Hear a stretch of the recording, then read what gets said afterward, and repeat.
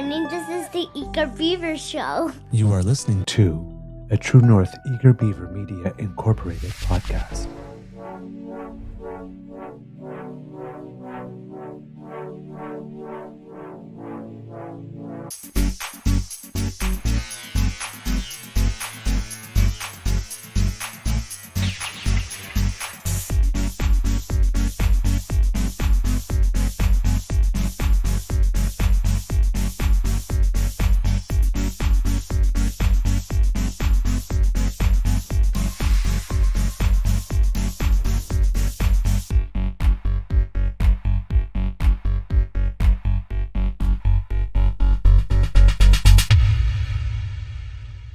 The True North Eager Beaver podcasts are proudly brought to you by our founding sponsors, the Misfit Mysteries from Corvid Moon Publishing, your source for science fiction, fantasy, and cozy mysteries featuring a broad diversity of characters, CanadianTarot.com, your uniquely Canadian online eclectic tarot community, and the Peppermaster, hot pepper sauces made from farm-fresh ingredients to thrill your taste buds and expand your mind.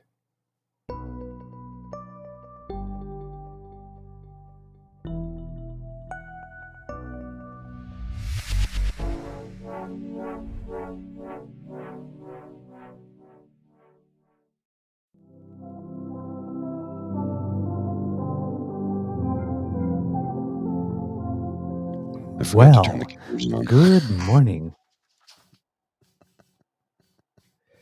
Well, good morning and hello, kids, and welcome to season 4 and episode number 487 of the Daily Beaver Morning Show here on the Crier Media Network. Yeah. Crier Media. Today, recording day is Wednesday, October 9th, 2024.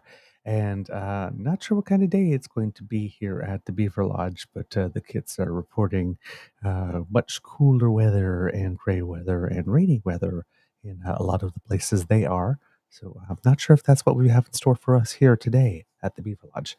I'm your host, the Eager Beaver, pronouns he, him, hey, Mr. Beaver A. And with me as always, sorry, I have a frog in my throat. With me, as always, is my good friend, Mr. Grizzly. A big thank you goes to our podcast founding sponsors, the Peppermaster, the Misfit Mysteries from Corvid Moon Publishing, and CanadianTarot.com. We love them because they support us.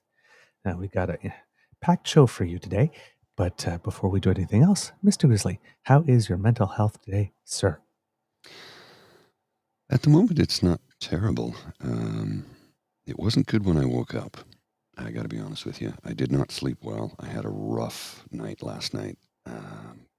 Had a migraine that lasted for several hours yesterday. It was a bad one. It was the one. I didn't need to be in a completely dark room, but I did need stillness and silence, and any sort of movement would just set me off. It's when the migraine gets that bad, everything irritates you. From your own heartbeat to the sound of your own breath. And that went on for a few hours yesterday. Then it diminished.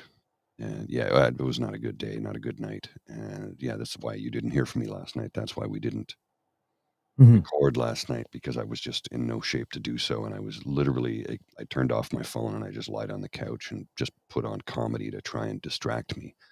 So it was a rough night. It happens, but I hate it when it happens, because you lose your own self and you lose time, which is valuable, because you only have so many days on this earth, and the older you get, the more you realize that. So I'm better now this morning than when I was when I first woke up. So hopefully the day will continue that way. I've got a meeting at 10 today. We'll see how that goes. It's funny. I signed my contract with my to be I'm sales rep, right? As you know, with a new company. And an hour after I signed that, I had a couple of phone calls from people offering me jobs. Oh. I'm like, I just signed a contract. Okay. But good jobs or Yeah, yeah, but it's like, where were you 2 hours ago? It rains, it pours. Yeah. Good stuff and bad stuff. Yeah, that's the thing. But I said, "Well, look, I have a meeting on Wednesday. I'm gonna go over it. I'll give you a call." One of the people I spoke to, who I've worked with in the past, I said, "I'll give you a call later, and maybe we can do some work together in the future. I don't know, but nothing is nothing's written in stone at this moment. Like I said, I signed the contract, but I'm not an employee. I'm a commissioned salesperson, so I'm kind of what you would call freelance Right. for the most part. So, and he even said to me, he says, you're not bound by certain elements of this because you're not an employee. I'm Right. like, yeah, yeah, no, I hear you. Okay, so it's very amiable and amicable relationships that we've begun. So we'll see how it goes. Anyway, yeah. So that's where my head is at this morning. And yourself? Okay. That's some good news then. Myself, things are well. Mm, Um, as kits and cubs know, it's been a relatively heavy summer. Yesterday, there was some developments that could significantly alleviate some of the heaviness that's been around. And I'm speaking cryptically because it involves information that is not mine to share. right. So not that I'm trying to be playing coy unnecessarily, Mm, but a bit of a breakthrough, I would say, which is very, very positive. And of course, the curling season has started, and some of the kids in the chat asked this morning, how's it going? So yesterday was the first match from my seniors team, and it was the first match for everyone because nobody got first time on the ice. Nobody got any practice ice at all mm, before because everything was closed. The situation was that the dehumidifier in the actual curling arena itself mhm, got clogged up with a whole bunch of dust and stuff over the course of the summer. So apparently that needed to be cleaned out. It wasn't doing the job as well. So they got it doing the job well enough so that we can be there, but it's still not cold enough in there exactly. Um, but yeah, the first match didn't go so well because it was basically whoever remembered the most from last year for the first three ends. So we lost that one 9-3. But we won two of the last three ends. So we were finding our game, but it mhm. took us three ends to, it's like, oh yeah, that's what that, yes, we're remembering how to curl. Oh yes. But last night, holy crow. I don't know what happened to me, but I could have been on TV last night. Oh, I think I might have played the best game of my life. yeah. In curling, they give people percentages, right? Every time you throw a rock, they give you like a point rating of 1 to 4, depending on how well well, 0 to 4, how well you made the shot. And if you get fours all throughout the match, then at the end they say, you curled 100%. I must have curled easily 85 to 90% yesterday. I was literally sinking everything. Uh, and the things that I wasn't sinking were like off by, an inch or two, were still extremely usable. So, like I said, and every time I play a match like this where I'm doing well at the beginning, at some point I have the thought in my head, hey, I'm playing well. And then my whole match goes to pot. Mhm, The second I think, hey, I'm doing pretty well. And I had the thought a couple of times last night, like just popped in my head. It's like, no, no. It's just do not think that.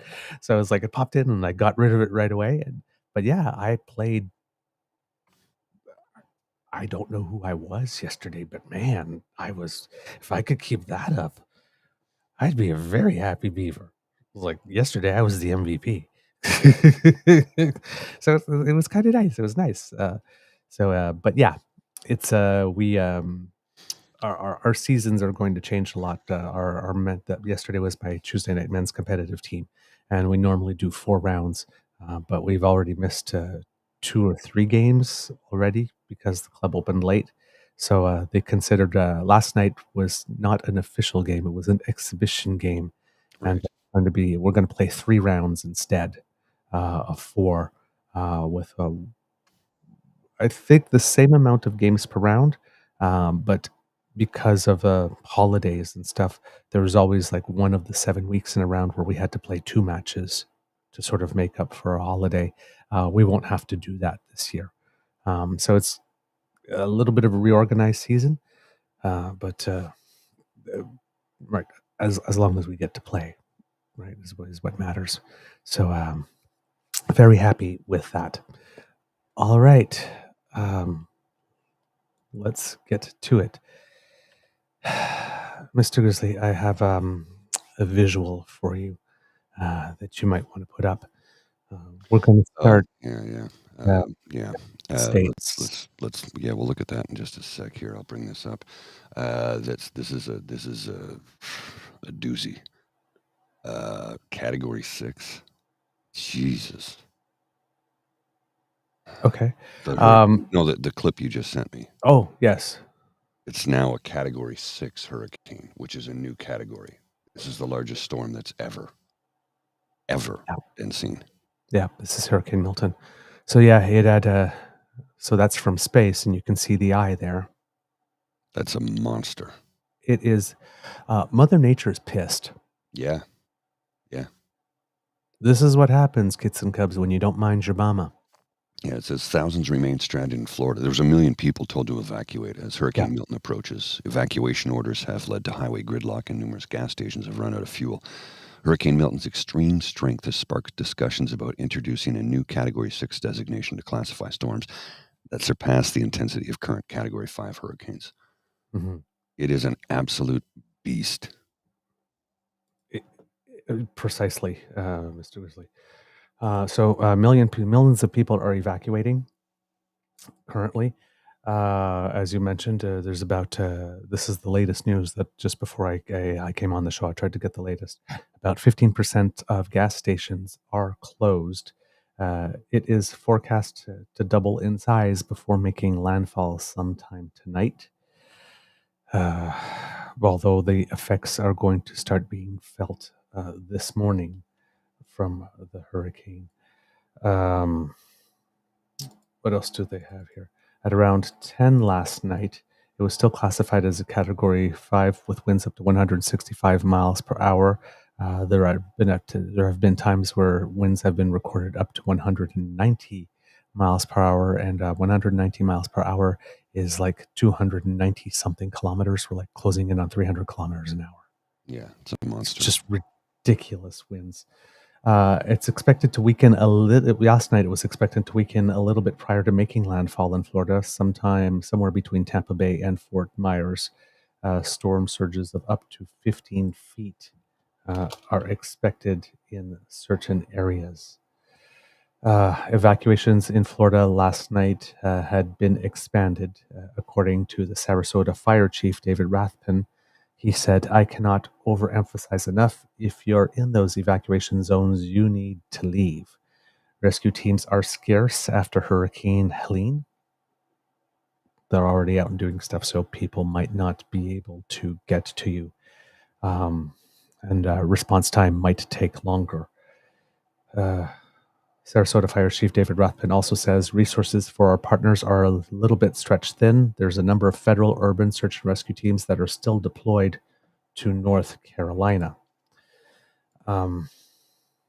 So that also is happening. I have some other news there. And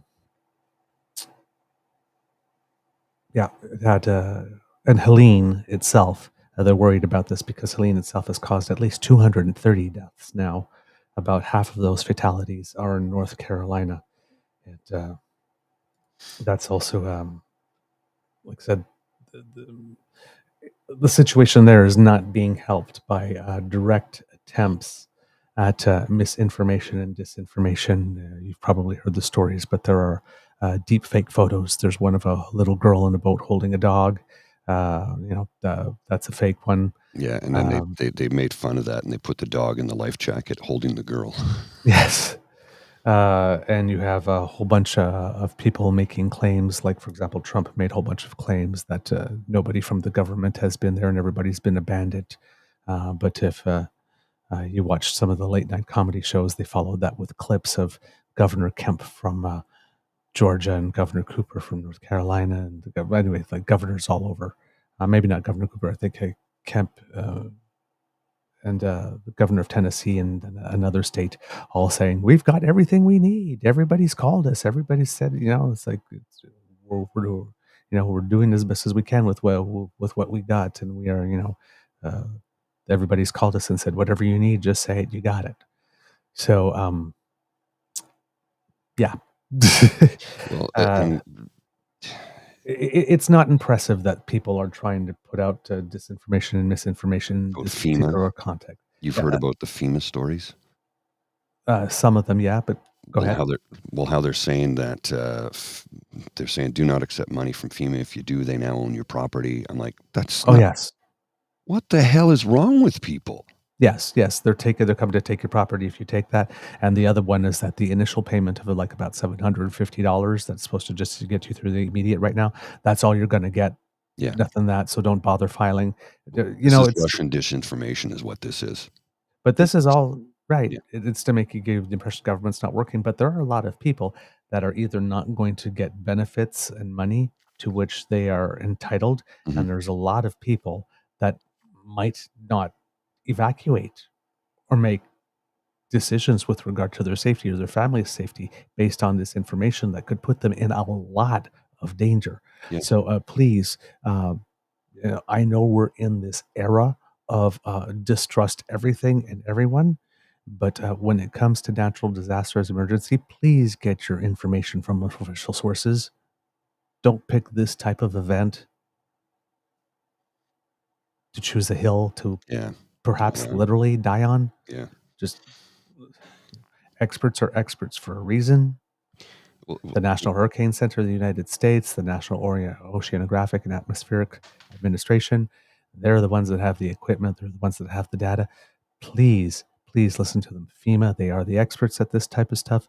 Just please. And if you're in Canada and you have friends and family and loved ones and people you care about down there and you're talking to them, please tell them, don't be proud and don't be more concerned with being right this time. Just listen to the information and follow it.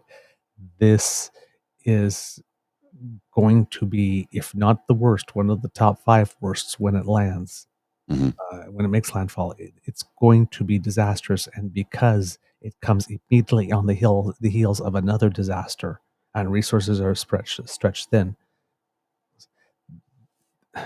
it is way less likely this time that if you choose to stay, that you will survive.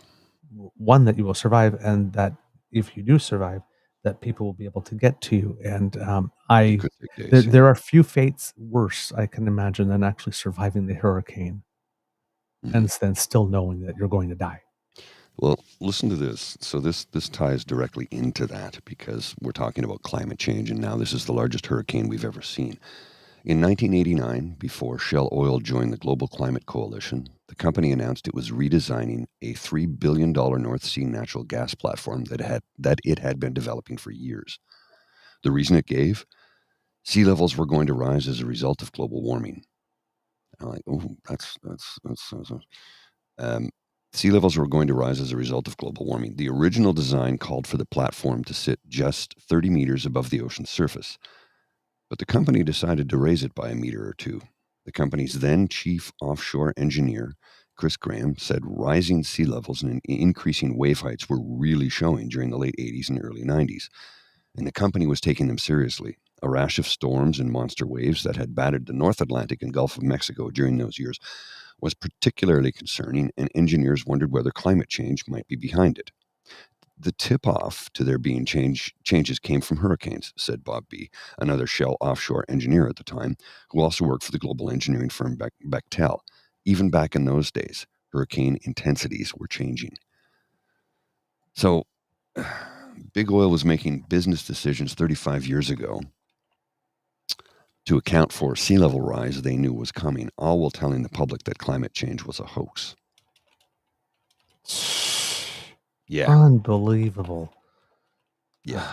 That's gonna be another cigarette thing down the road. Oh yeah, absolutely. All the class action suits with that.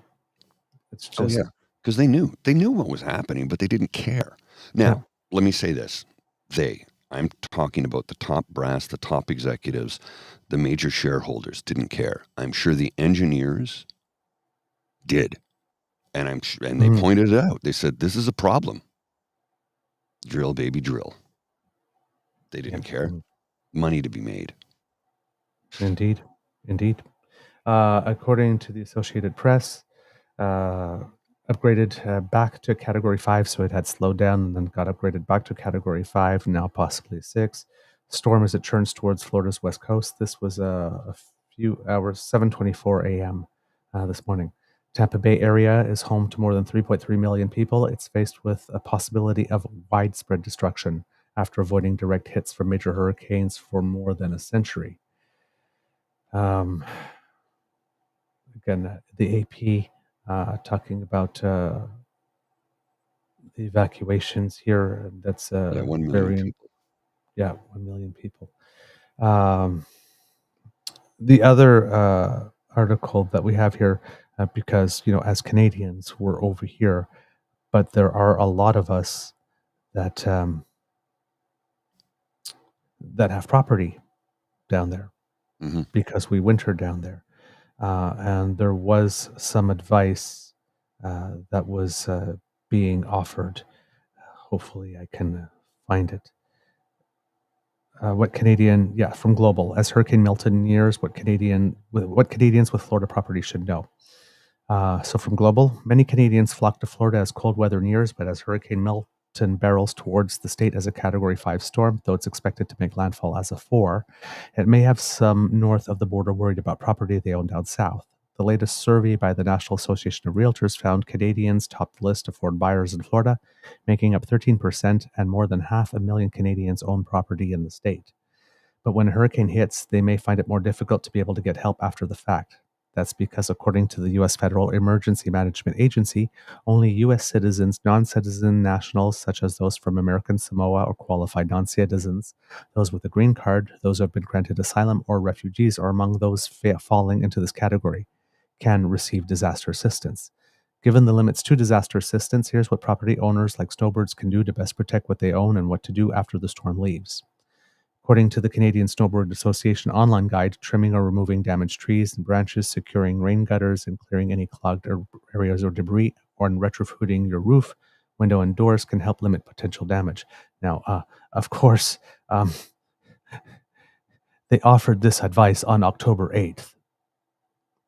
So I'm not sure that anybody who saw that says, oh, great, I'm going to fly down there right now and get that done. So a little late to be given this advice, unfortunately. The association's online guide also advises people to keep important financial and legal information available at all times, take inventory of their personal assets, review their insurance, and retain all receipts for temporary living expenses if needed for future claims. Sonia Bolduc, Vice President of Business Development at Nat Bank, a Florida subsidiary of Canada's National Bank, said when you purchase a home in the state, mortgage lenders often require windstorm insurance on top of their regular insurance. But there are additional insurance options as well because the damage facing property owners might not be from wind or rain alone. Quote, there's additional insurance that they can get if they're in a flood zone area. They can get flood insurance also, she said. So if you get the whole package, then your property is well protected, at least against any financial burden. The windstorm coverage is often provided by the Citizens Property Insurance Corporation, CPIC, a state-run insurer as part of the overall home insurance, though there are some private companies that provide coverage as well. Mark Freelander, Director of Communications for the Insurance Information Institute in the U.S., told Global News that purchasing flood insurance is also a wise choice as it's not part of your existing home insurance. It is typically granted through the National Federal Insurance Program. Those policies are capped at U.S. $250,000 for damages to the home and U.S. $100,000 to the homeowner's property. Private insurers may be able to provide slightly more, but the insurance is important to have. To be fully protected financially from catastrophes like hurricanes and other severe storms, you need both property insurance and flood insurance, he said. Friedlander notes that just 20% of Florida homeowners have flood insurance.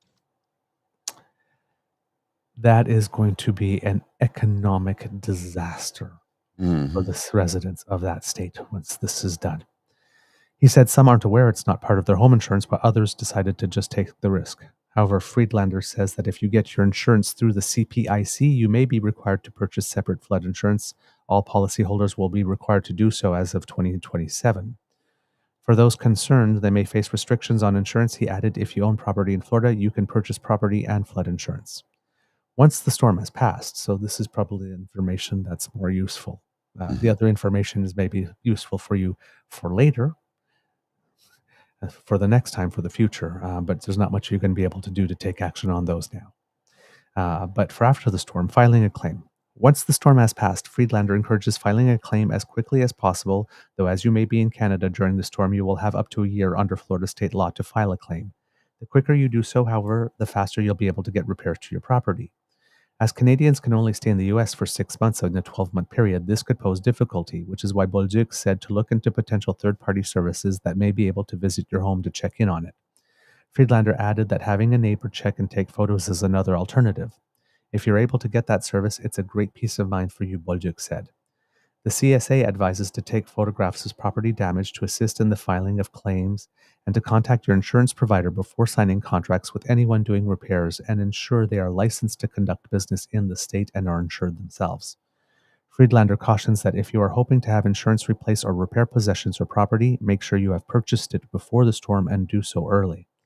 Florida has a moratorium that prevents the purchase of or additions to insurance, at least from the state. Private insurance may differ for 30 days after the issuing of a storm watch or warning. He also said you can apply for insurance once the storm has passed for future coverage, but to not try for a claim on damage that has occurred. Quote, it's considered an act of fraud if you try to file a claim for something that was not covered prior to your policy being effective, Friedlander said. Interesting. So yeah, those are probably the biggest bits of news that I have there with regard to the frauds and the deep fakes. I believe there might be a little more information here. This is from Forbes magazine. In the aftermath of Hurricane Helene, Asheville, North Carolina, and other impacted regions were flooded with water, while fake generative AI images of destruction and human suffering flooded social media. These doctored or faked visuals can complicate disaster response efforts, create false narratives, and above all, harm public trust in a moment when normal people are making extraordinary efforts to help one another in the midst of life and death scenarios. In particular, 2 images of a distressed child holding a puppy and who appears to be trapped in floodwaters has gained traction online. As an expert in video and photo forensics, I can say with certainty, I can say from the perspective of the person who has written this piece, and that is Lars Daniel, who covers digital evidence and cybersecurity in Life in Law for Forbes magazine. As an expert in video and photo forensics, I can say with certainty that these emotionally evocative images are highly edited or outright fake. The first image bears telltale signs of a deep fake to a trained eye, comparing it with the second image in the series below, if you see the article here, in which the young girl has one too many fingers, the puppy's muzzle has a different coloration, and the boat is a different shape and color. The problem with fake images during disasters. Repeated exposure to fake content can erode public trust in legitimate news and information sources. When people repeatedly encounter false images, they begin to question all media, including accurate and necessary disaster updates. Further, fake images can be a Trojan horse for cyber attacks, often being shared in conjunction with phishing links or scam fundraising campaigns. Unsuspecting individuals are lured to contributing funds or providing personal details to malicious actors under the guise of helping those affected by disasters. So please, yes, also be aware that when you see one of those images and they try to pull at your heartstrings and click here and whatnot, that might be directing you to a place that does not have your best interest at heart, especially the one of your bank account. The repeated exposure to fake content during disasters creates an emotional whiplash. People experience initial shock or sadness when they see images of devastation or distress, but when those images are debunked, it leads to feelings of betrayal, confusion, or anger. This cycle can quickly wear down our ability to engage emotionally with the real crises. In the past, people could see an image of a disaster and instantly react, whether by donating, sharing it, or sympathizing with those affected. Today, with so much misinformation floating around, even this simple act of caring comes with the extra step of verification. Before reacting, people now need to check if the image is real, whether it comes from and whether it has been manipulated. Where it comes from and whether it's been manipulated. This constant mental effort adds a layer of fatigue, and many simply disengage, feeling it's easier to not care than to wade through the sea of misinformation. Every time a person learns that an image they were emotionally invested in is fake, it chips away at their compassion. People don't like feeling duped, and once they've been misled a few times, they can begin to doubt everything they see. This skepticism makes it harder to summon genuine care during real disasters, as the fear of being fooled again overshadows the desire to help. Over time, they begin to tune out, treating every new disaster with a degree of emotional distance, unsure if it's real or just another hoax. Belief, particularly in times of crisis, should be simple. We should be able to see images and news reports of disasters and trust that they are accurate representations of what's happening. However, the proliferation of fake images during events like Hurricane Helene has made this one simple process far more complicated. A handful of bad actors can have an oversized impact by creating and sharing deepfakes that go viral. It now takes efforts to decide whether to trust or engage with content. This effort can create problematic reactions that are detrimental to the individual and the collective. When people feel they can no longer trust what they see, they may stop trying altogether. It's easier to not care than to expand the mental energy required to verify every image or story. This lack of engagement ultimately harms genuine disaster relief efforts, as fewer people could step forward to help or donate. For some, the constant uncertainty about what's real and what's fake becomes too much to handle. Instead of carefully navigating between real and fake images, they may choose to disengage from disaster news entirely. This detachment not only affects how individuals respond to disasters, but also weakens the overall collective response.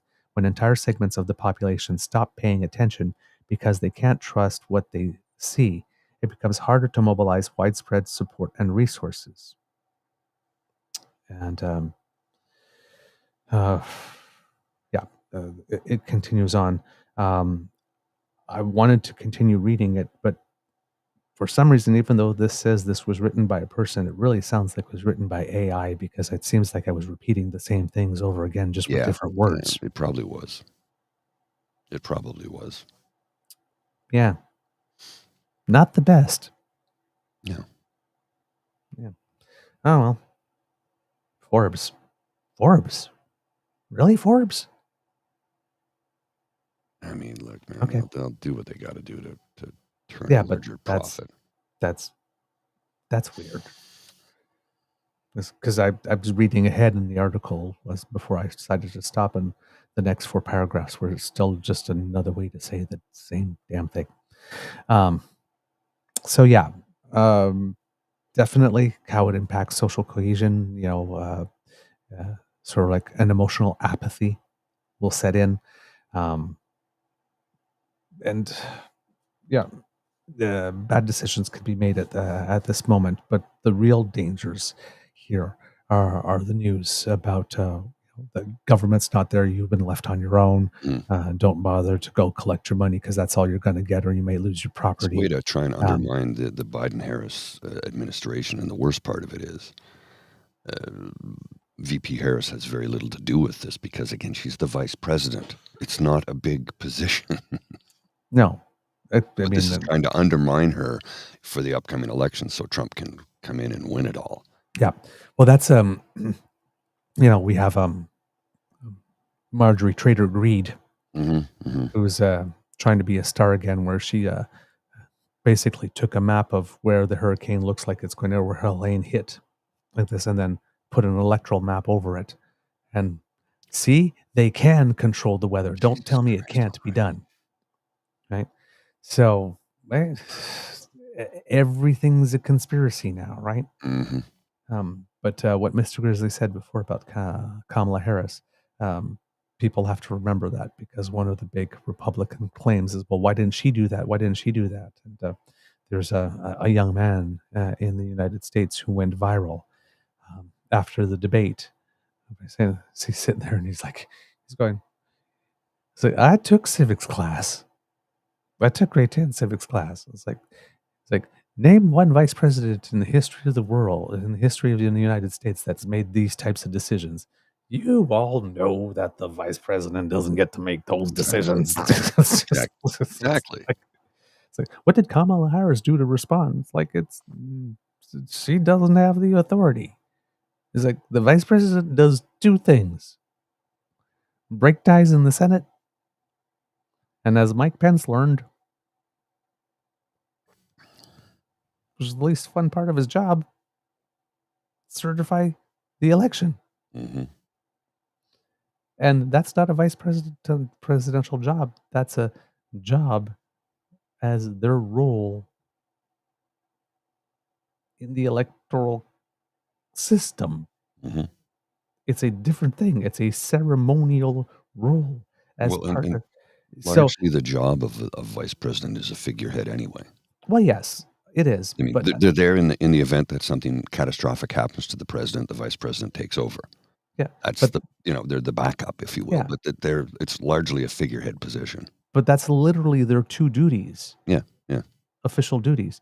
So, They're for trying to example, put all the weight of the world on the shoulders of the possibly next president of the United States, who is currently the vice president, so that they can paint her in a bad picture. But if anybody is smart enough to know a damn thing about how the system works in the United States of America, and I'm afraid there's millions who don't, because they skip physics class. physics. Did you say physics? Civics class. Sorry, probably physics too, actually. But they skipped civics class, or didn't attend it, or didn't pay attention, or were getting high in the smoking section.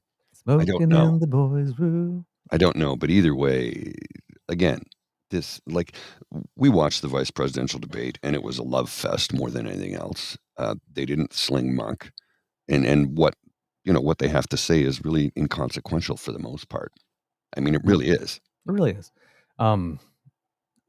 The reason the vice presidential debate was really important because a lot of people are under the belief that Vance is there to help Trump win, and then whoops, there you go.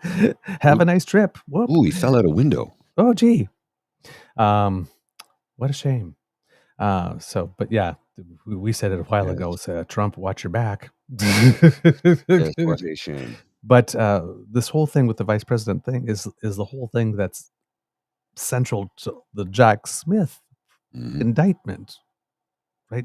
When he had to rewrite that indictment as candidate Trump and his personal lawyers. Well, Mike Pence in that situation then becomes running mate, not vice president in that scenario. Yes. And, there are certain things where they have privilege because of that immunity law. If he's talking as the president to the vice president, that stuff is inadmissible. But anything he said as candidate Trump as to running mate Pence, like, you do need to do that thing that you say that you're not allowed to do to stall the electoral count because I need to win, is not a statement as president to the vice president. That's a statement from the candidate to his running mate. Yes. And therefore, it is not protected because his ceremonial job at that moment, the counting of the votes, the Electoral College votes officially, and getting them sanctioned by the House, is not a vice presidential job. It's a ceremonial position that the vice president happens to do. So, yeah. We're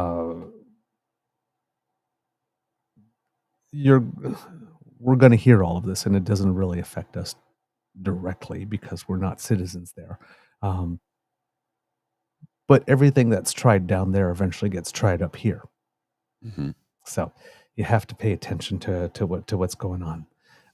No word yet on the path of Milton following landfall, where it will hit in Canada, because we didn't get. I'm not sure about Atlantic Canada. I didn't hear too much of us getting stuff from Helene. Yeah, I don't know what the status is. I know that there's a warning, but I don't know exactly what it is. Maybe Reese CC, which can fill us in on that if you know anything that we don't. That would be wonderful. Kit Cassie here goes, best advice I can give anyone for insurance is buy your policy from an independent broker, not online through a chatbot, a real person with their CAIB and or CIP. Yes. That is very good. Kit Elaine, from what my friend in St. Petersburg tells me, yes, even though West Palm Beach is out of Milton's path, it will realistically get damage. And I'm glad you mentioned that, because Governor DeSantis also said something. He said that even though the storm is forecast to double in size before making landfall sometime tonight, and that there will be life-threatening water surges expected along much of Florida's west coast. The storm will cross the entire state, and there could be surges and erosion on the east coast as well. Tampa's airport is already closed. The Orlando airport, which is the state's largest, is scheduled to close this morning as the effects start to be felt. And like I said, it's expected to make land, even though it's got up to Category 6 and might be Category 5 now. It is expected to make landfall as a 3, so we'll probably lose a little steam as it makes landfall. But like I said, storm surges in some areas as high as 15 feet above sea level. Yeah, So, there was a graphic I saw about that earlier from CNN, which is really disturbing. There's something here that's interesting. They call it Schrodinger's Republican. And it's Marjorie Taylor Greene. She denies man-made climate change, but believes the Democratic Party controls the weather. Which would then be man-made changes to the weather. Exactly. I can't make it up.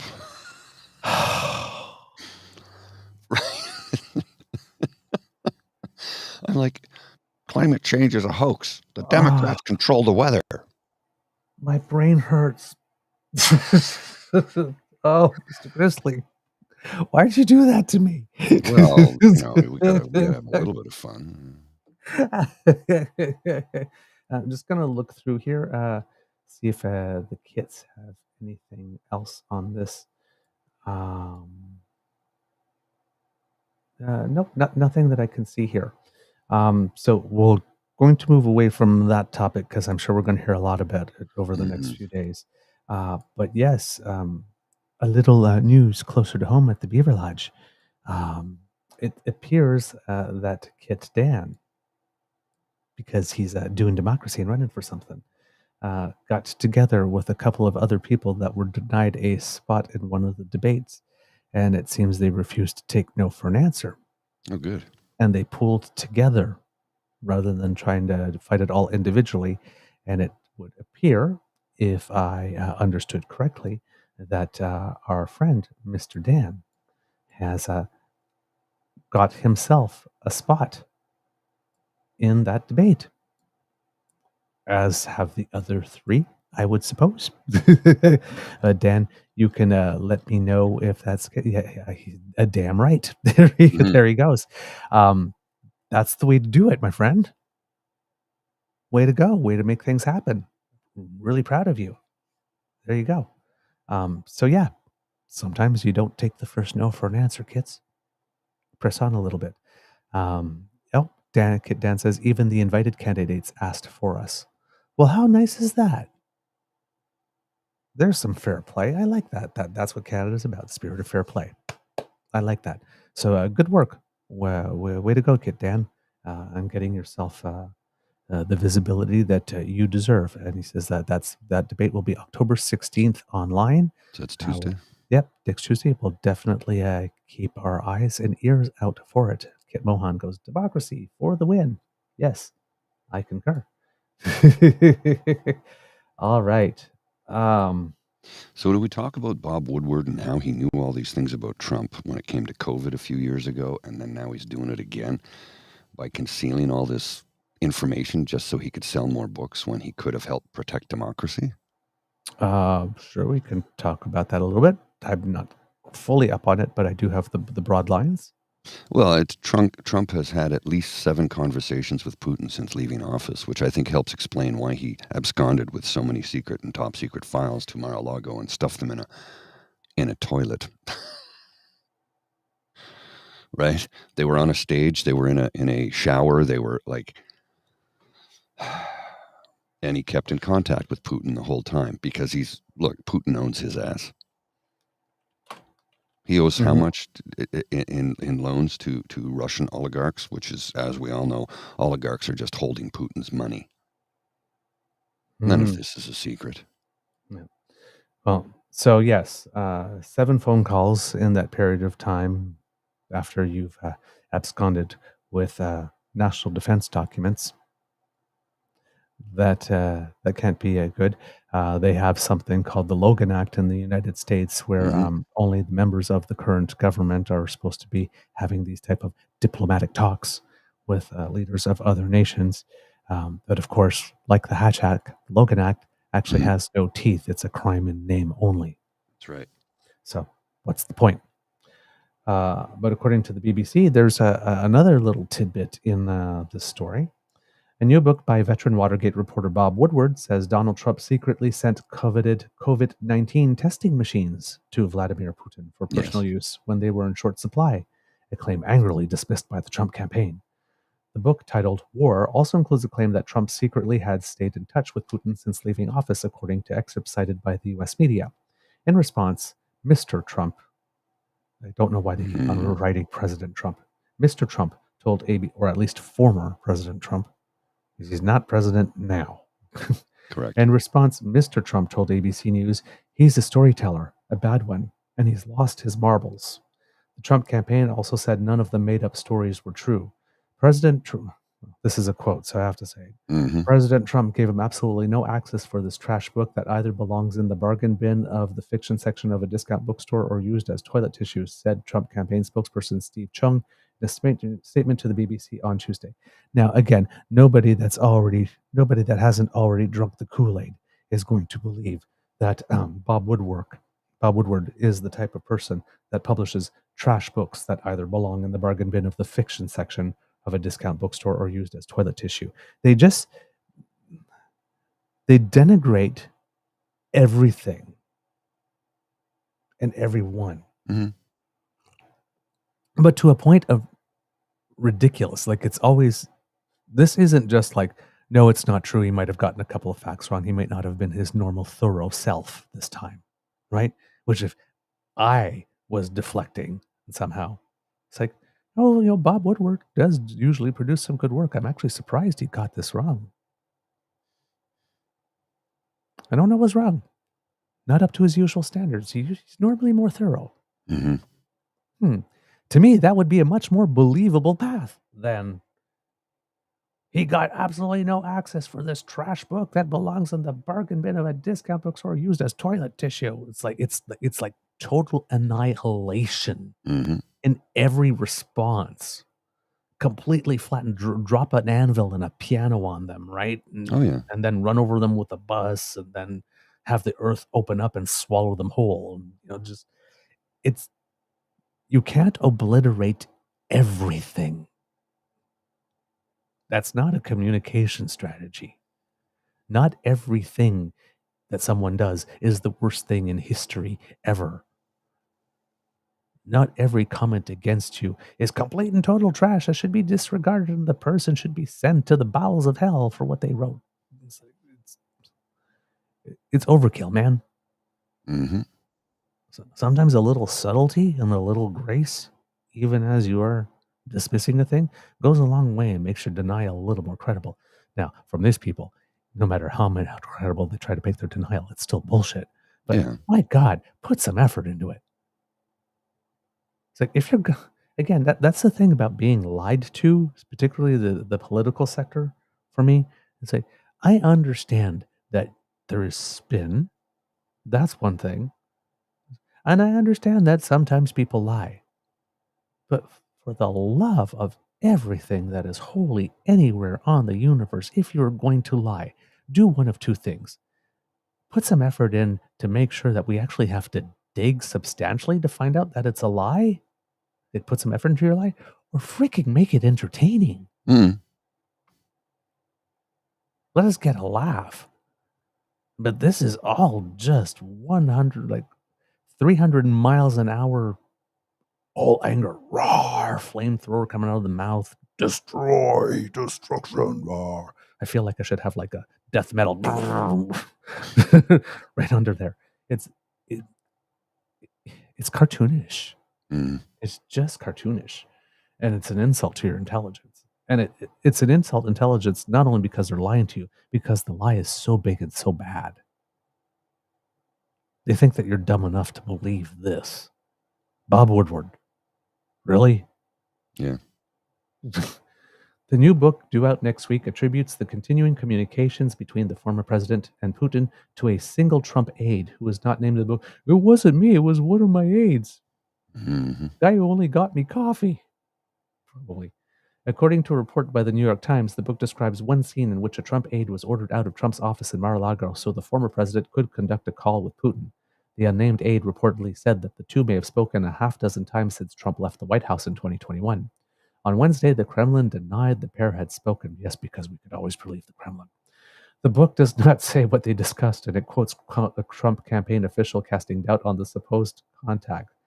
The BBC has not seen a copy of the book. The Times reported that Mr. Woodward wrote that he could not corroborate the aide's claim and that other sources it reached out to were unaware of Trump and Putin contacting each other after he left office. Woodward, who rose to fame for his role in uncovering the Watergate scandal that brought down Richard Nixon's presidency, has written several best-selling books based on access to high-level sources.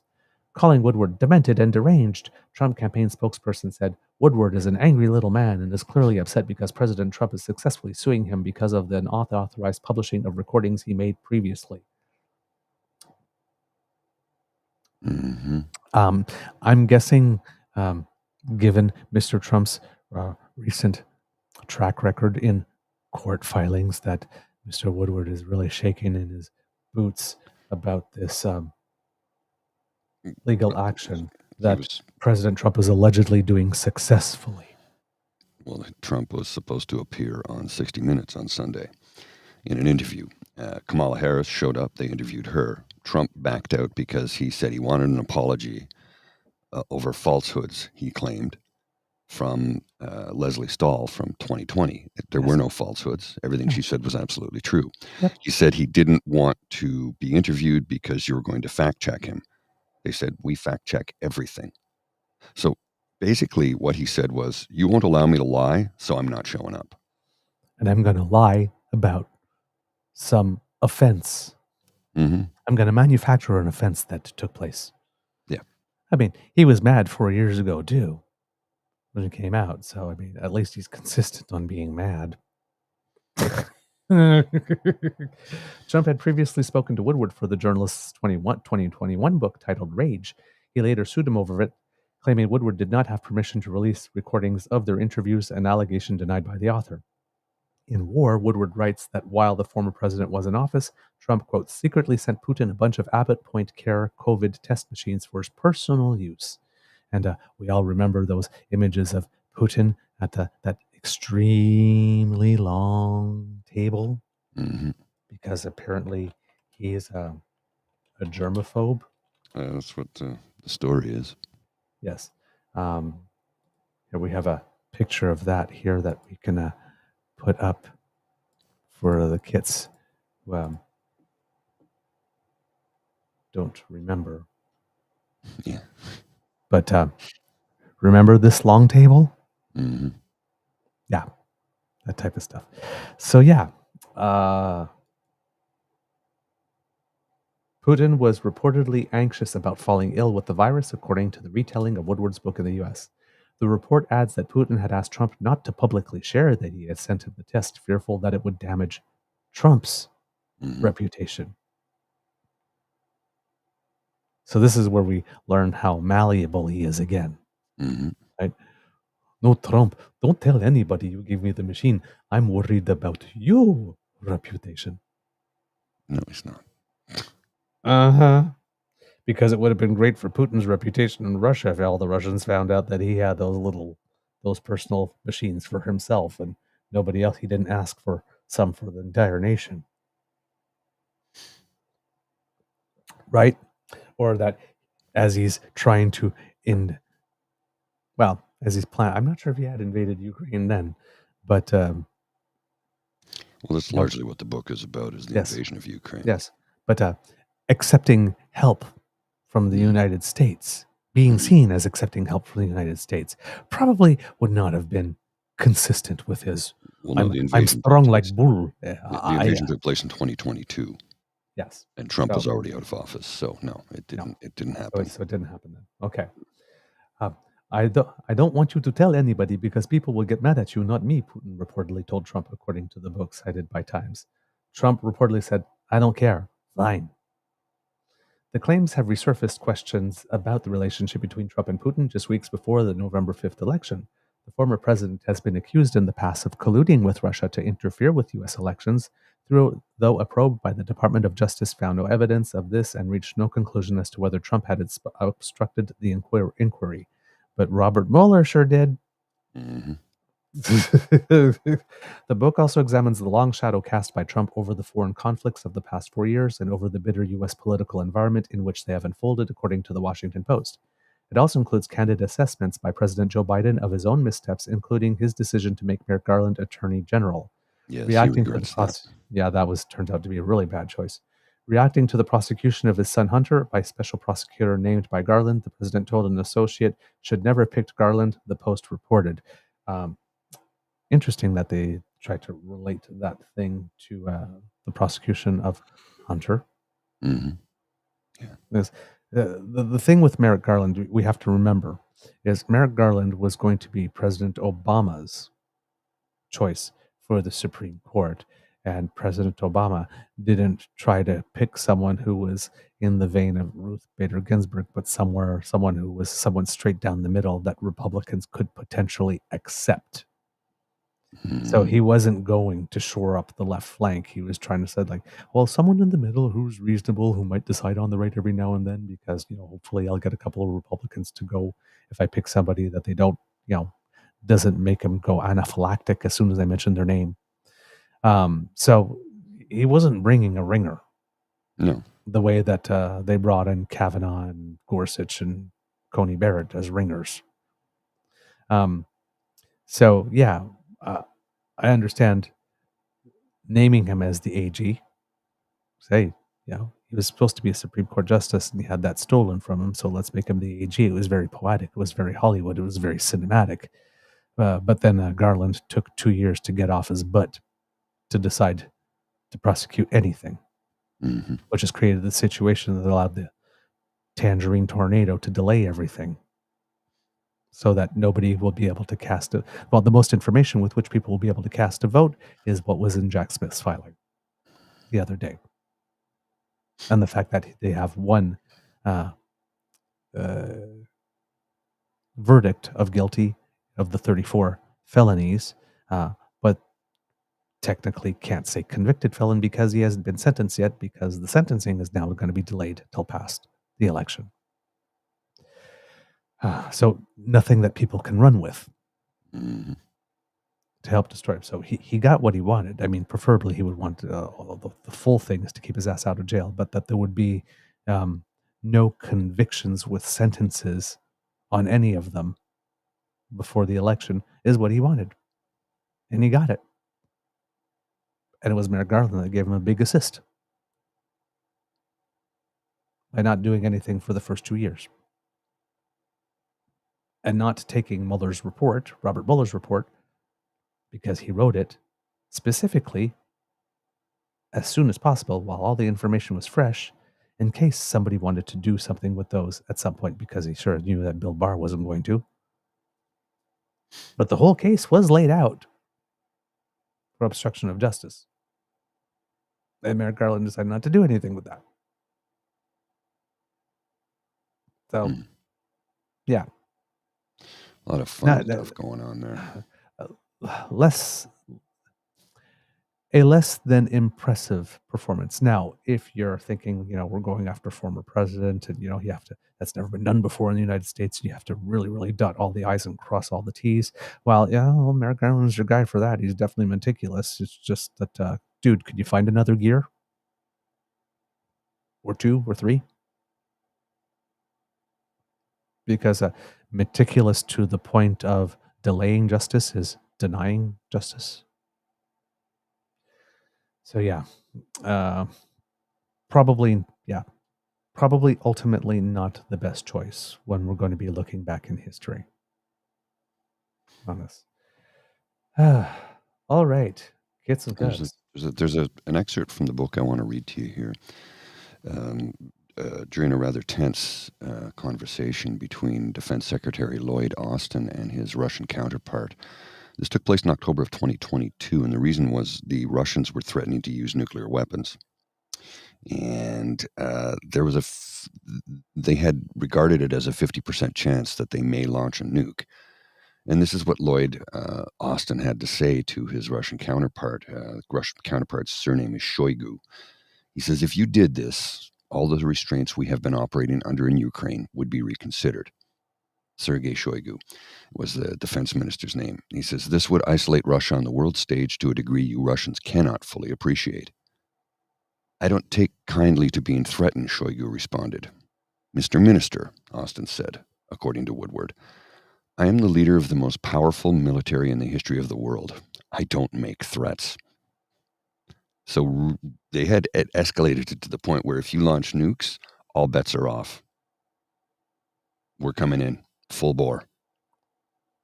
And something that they said, apparently one of the reasons that Putin decided not to use nukes was Biden called him and said, nobody wins in nuclear combat. Everyone loses. You cannot win a war with nukes. We all lose. Mm-hmm. And we're not talking Hiroshima or Nagasaki. We're talking 100 million times that. We're talking megaton bombs. Like megaton. Mega for million. 50 megaton. 50 million tons. There was Fat Man and Little Boy, or was it Little Boy and Fat? I can't remember. Yeah, Fat Man and Little Boy. And they were like, what, 2 kilotons? Like nothing in comparison to what we have today. So you need to understand that the decimation that occurred in those 2 cities in Japan in the 40s would make, that looks like it's a blip on the map compared to what one nuclear warhead can do today. One. So something to consider. Dang. All right. Closer to home. Cats and Cubs. There was a debate last night in the BC election. Mm-hmm. Unfortunately, because I was curling and to get to bed early enough to do the show today, I don't have much on it for you. So I will set that aside, and hopefully we'll be able to bring you something tomorrow or Friday on that. But overall, sort of the main sort of controversy going in is that Sachi Curl from Angus Reid was scheduled to moderate that. And if everybody remembers the last federal election, when she moderated a debate, which nobody could understand then why it is that a pollster, and of all the pollsters, Angus Reid is the one that really most likes being present on TV. I see so many panel discussions that has somebody from Angus Reid or Sachi Curl, and it's like, Why is she there? Pollster. She's not a journalist. Why? Yeah, she's not a journalist. She's not a pundit. There. She's not a campaign organizer. Like, why is she there constantly? But they're there a lot. They're on TV way more often than is Leger or Abacus or Main Street or like. But so they're very, very TV heavy, and it always boggled my mind because according to 338.com, they actually rate the pollsters. They give them ratings, A+, A-, B+, C, depending on the reliability. And Angus Reid, of the big national ones, is consistently closer to the bottom of the pack. Now, they don't get a D or whatnot. They're like a B- or a B or something. But they're there. They're not an A-level pollster. Well, even judged by other people in the industry, they're not an A-level pollster. She's a pollster. She's not a journalist. She should not be there. Yes. I do have a clip for you from last night. Okay. But the question is, why do they keep on? Yeah. Shouldn't. Of all the pollsters, why wouldn't you seek out the A+ one? Yeah. Why do you go for the B-? Why is it always the B one? So they're everywhere. Why did she get that thing? And you'll remember, have to remember, do with who owns the news media companies in this country. Might have to do, yeah. And Angus Reid is always suspected of leaning towards conservatives. Their numbers always seem to favor that way. They're not that far out of line usually, but they tend to always tilt there. Now, whether or not that's just propriety, the propriety methods, or proprietary methods, sorry, or whether or not the things are actually sample sizes and questions are made such to have a lean. I guess that's only for them to know, but it's highly suspected that they do. But during the last federal election, she did moderate a debate, and within there was a moment in the debate where she kind of got into it with the debaters, and actually pretty much ended up propping up Aaron O'Toole. Mm-hmm. Literally interfered in the debate. Yes. So why it is that she would have ever been given a second chance after that train wreck of a performance the first time, number one, is a question. And number two, particularly in light of what has just happened with Angus Reid, who, by the way, just an aside, decided he was leaving Twitter. He said his account disappeared. And then at some point, a couple of hours later, decided to come back to have one last word before storming off again and announce his exit. And in that moment, he had showed that he had learned absolutely nothing. Of course.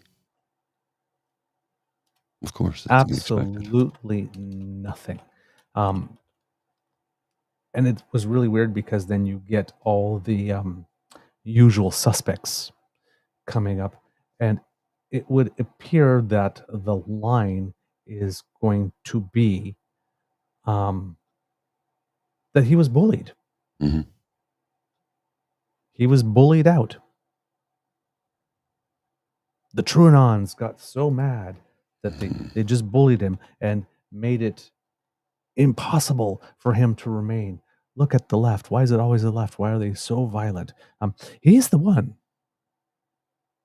that went online and made the choice with no gun pointed to his head to share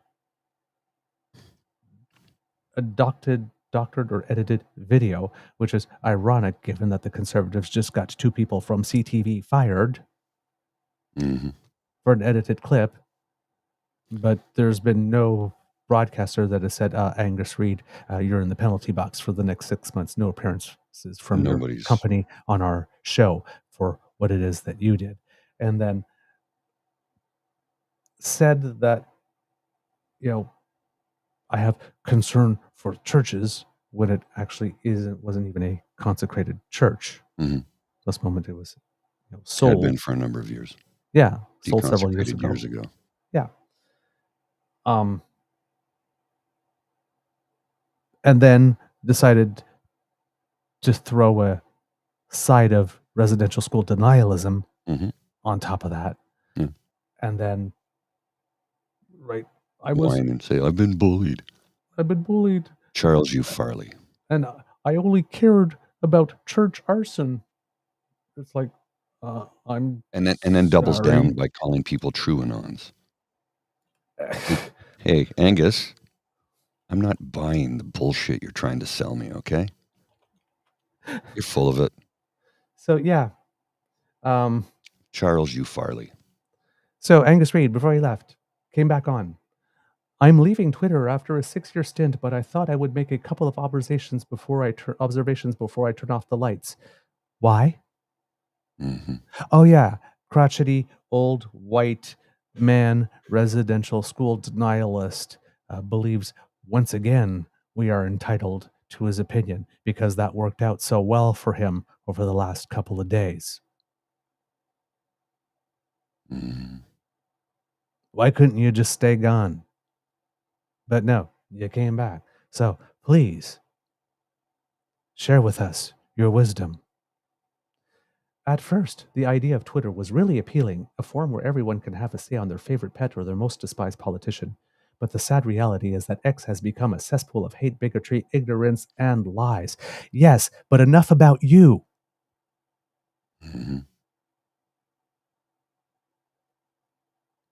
He's just pathetic. Of course it has become a cesspool of hate, bigotry, ignorance, and lies. That's the dish you brought to the potluck, honey. You contributed to it.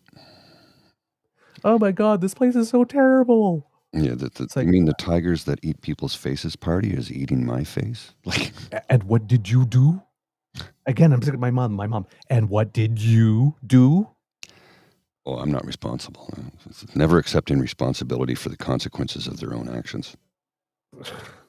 You're trying to cancel me. I No, went. you said something. There's consequences for what you said. Enough people didn't like it that they called you out for it, and now you have to face those consequences. And if you're getting canceled, it's because you're a shit gibbon. Yeah. I brought rotten deviled eggs to the potluck, and now everybody's pissed off at me for giving them food poisoning. Yeah. We're showing you the door because we don't like you. My recent outing, which started with a concern about church arson, morphed into me against Trudeau's Twitter Praetorian Guard, the TrueAnon mob. One, you're not the victim. You're the perp. Yes. Here. Your recent outing did not start with a concern about church arson. You took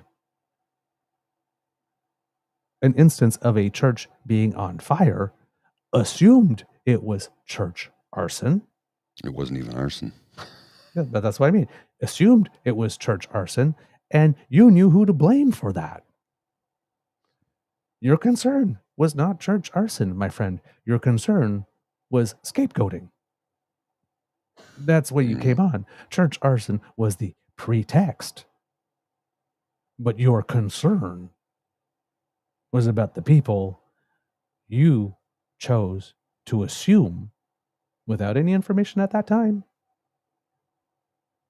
committed a crime. Your concern was to paint a certain group of people as criminals and dangerous threats. Yeah. And I'm going to guess that the group of people you were thinking about were not crotchety, old, white residential school denialists who feel that the entire world is entitled to their opinion.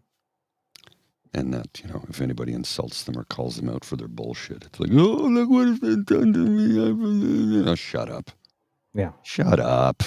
These folks became very angry when I shared my personal outrage over the church's burnings that had reached epidemic proportions since Trudeau's photo shot with the teddy bear up in Kamloops. You're lying still. Yeah. Turns out we still don't know what is buried there. Oh. Yeah. Complete denialism. Throwing just a little more. Where are the bodies? Like this, as you're... The reaction to my repost of some video was like a sewer pipe on Twitter had broken and spewed a huge sticking pile of shit. Below is a small sampling of what I've received, and then it just keeps on. It's like, dude. Mm-hmm. One, you didn't have to announce your exit twice. We heard you the first time. We were glad you were gone. Nobody cried. Well, nobody cried, sorry. The usual suspects cried, oh, he was so bullied. Yeah, right. Because you guys respond to bullying. I want to address Dan's comment here. He says, I don't know how I feel about painting white, old, bald men as the villains 24/7. I'm white, bald, and old and don't share his pathetic views. Here's the thing, though, Dan. We know that to begin with. So when we paint them as the villain, you're not included in that because you're not the villain. It's only the villains that get painted that way. Mm-hmm. It's only the villains. It's and like the mention of his race is in relation to the people he's trying to accuse. Exactly. It's like when people say, not all men. Yeah, we know that. Yes. And I'm not one of those men. You should assume that from the beginning. I'm not part of that category. Sure, I look like I am, but I'm not. And anybody who knows me would go in line with that. No, he's definitely not that guy. Yeah. So yeah, you have to look beyond it, Dan. That's all I'm saying is look beyond it and know that it's not about you personally. It's about a group of men who fit into that category, and you're not one of them. Yeah. Yes, and that's one thing here. You have to understand, right? So if every time we talk, using a collective term, say white men, except white men who will never get to the point. To the point. Right? So it's like if you do not recognize yourself in the comment, it probably doesn't apply to you unless you're one of these white men who are completely oblivious. Oh yeah, those other white men. No, that's you. You too. But yes, that's all. But that's all. Yes, it's not about you. We should always first assume, at least on this show, if we talk in a collective term, that always it's not everybody. There Mhm. are no monoliths. No. That's it. That's There are exactly no it right there. monoliths like this. So that's usually something when you're in a debate or discussion with someone on the other side that they will do to sort of trip you up to slow down your momentum. Yeah, but not all. Well, of course not all. And then you get into this discussion, which gets you away, and then you forget your point, and you've been pulled off. So it's usually claiming that someone is making a broad generalization that includes absolutely everybody, rather than just using a collective term without like an asterisk and having to list, the 75 medical conditions that or side Mhm. effects that you can get while particularly after taking this medication. So let's. I want our audience to be clear. It's like that. We're speaking as humans speak, Yeah. even though this is a media platform, of course, and we have to be responsible. But we are speaking as humans speak here. I have a clip from last night's debate. Okay, I can't speak much to it because I No, haven't that's seen it. fine. I But want to show this but because I yes, find it to be fascinating. Like I said, we'll address it a little bit more on Friday, but once we've had a chance to actually review it. But here, check this. This is from Global. This is interesting. When we were all rolling up our sleeves to get vaccines to protect vulnerable seniors from COVID-19, when Bonnie Henry was working night and day to keep us safe during the pandemic, John Rustad and his candidates were providing donations to people who were protesting outside of hospitals, anti-vax convoy members. He's still an anti-vaxxer. He appeared in front of a group of people that called the so-called, you called it the so-called COVID vaccine. You said you wish you'd never been vaccinated. That's just not true. And then when someone said, do you think that public health professionals should be tried like Nazi war criminals? That's you not said, well, true. we wouldn't do that in BC, but we would support an international effort to do So that, look, John. it's clear. Embarrassing. I wouldn't fire Bonnie Henry. I'm trying to hire you and your family a family doctor. We've connected 250,000 people to family doctors. We've got so much more to do. But if you think that we'll be safer in our province with someone who doesn't believe that Rustad vaccines respond, work Mr. Eby. very in much. charge of things? Let Mr. Thank you. Yeah, Mm. got a little bit heated. to Yeah, say the least. little bit heated. I mean, But I get a kick out of where he goes, "That's not true." It's like, dude, we've all seen the video. We know it's true. like We've less seen than the 48 video. hours ago. Yeah, It's like our memories are not that bad. Our memories, ooh boy. So yeah, apparently during the debate, John Rustad talked about stuff like paper straws and ending the decriminalization experiment for safe supply and that type of stuff Mhm. in BC. Um, David Eby said something like, "You can't do this.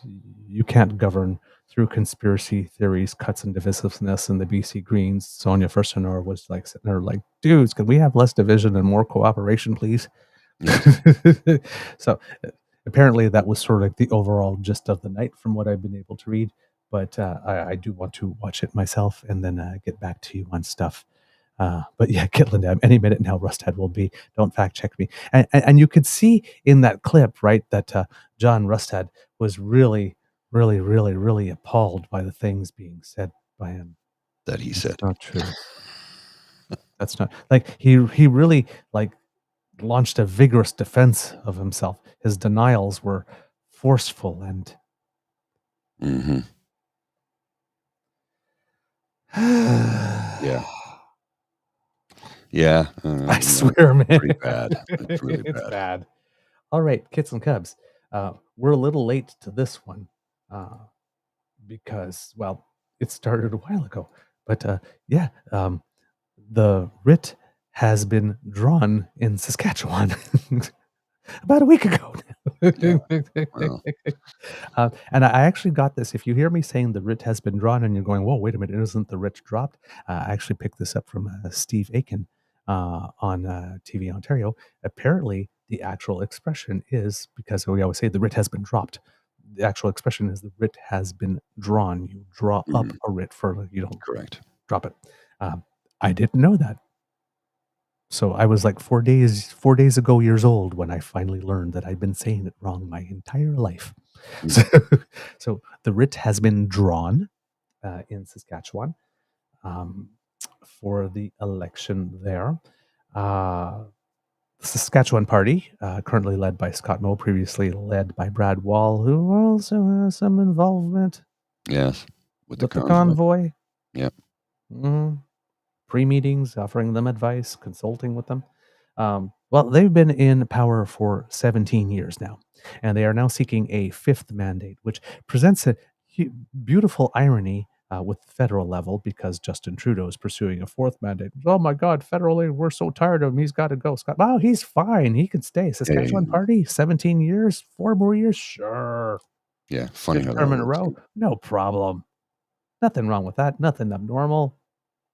It's not a government that's old and tired. We're not sick of them yet. It's funny how what applies federally never seems to apply provincially when a conservative is leading. Interesting.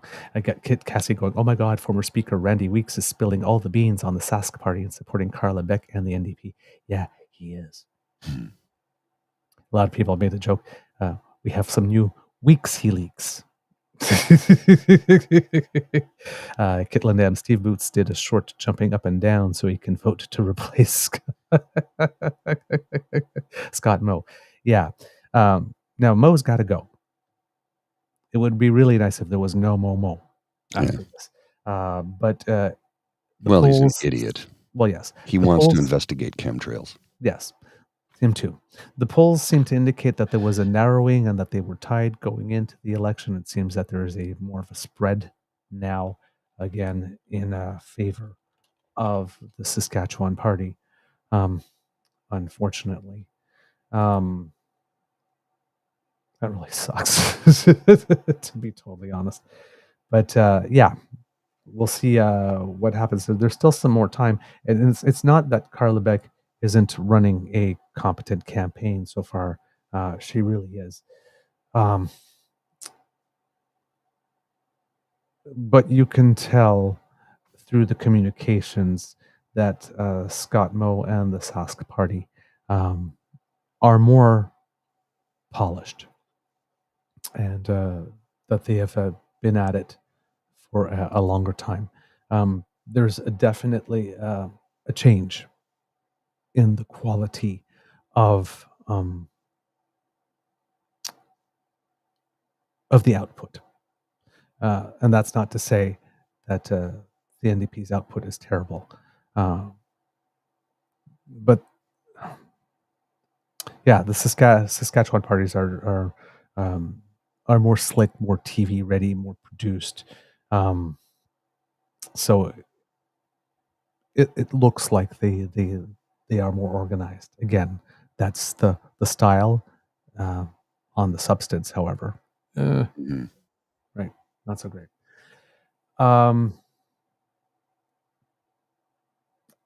I've got this thing here.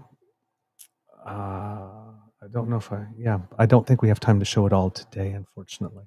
So, because I wanted to get a couple of clips, but let's do this. I'm not going to show all the ones that I had put aside, but I will send you this, Mr. Grizzly. This is NDP leader Carla Beck. Scott Moe had his opening. He talked for about 8 minutes. It was okay, but it's one of those things again where it was a one-man show. Mm-hmm. There was only him. There's posters, election signs with the names of a lot of other candidates, but again, it was just him, which was very interesting because it seems to be a common trait. Rustad, it was just him, and Blaine Higgs, it was just him as well. So, like I said, I'm used to the launch of an election campaign where there's a whole bunch of people there behind you standing, and you're there with your team. And yeah, this is not happening as much anymore, at least if you're a conservative party. But in this one, you will see that Carla Beck, don't believe she has people behind her in this one as well. But this is when she's specifically at the podium, and she's in a big room.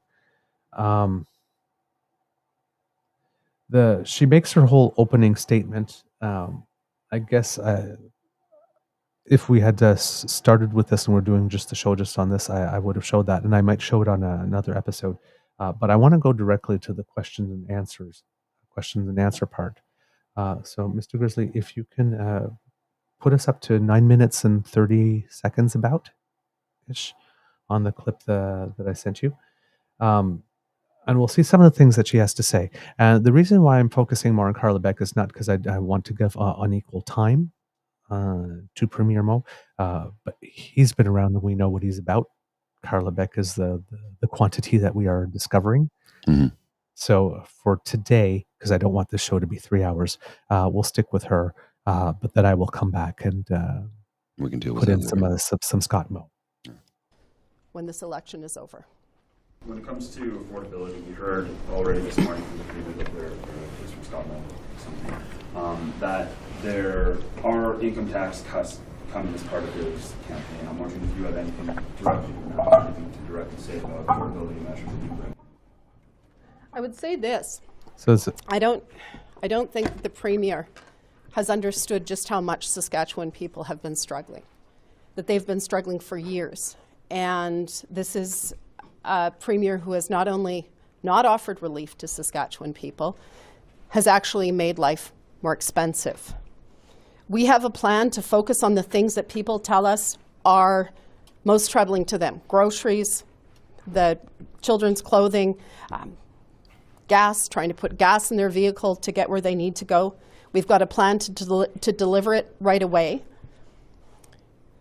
But I would also say Saskatchewan people need a government that will work for all people in this province and will work right across their mandate, right throughout their mandate, not just come in on the eve of an election and offer what they should have delivered 2 years ago while people were struggling. Okay, so that's basically her overall position on affordability. One of the comments that she is making often is that Scott Mo has raised taxes 31 times, I think, in the last 4 years, including an increase of the HST, particularly as it applies to children's clothes and on food. And I believe she said that she was going to remove that, as well as give a 6-month gas tax cut.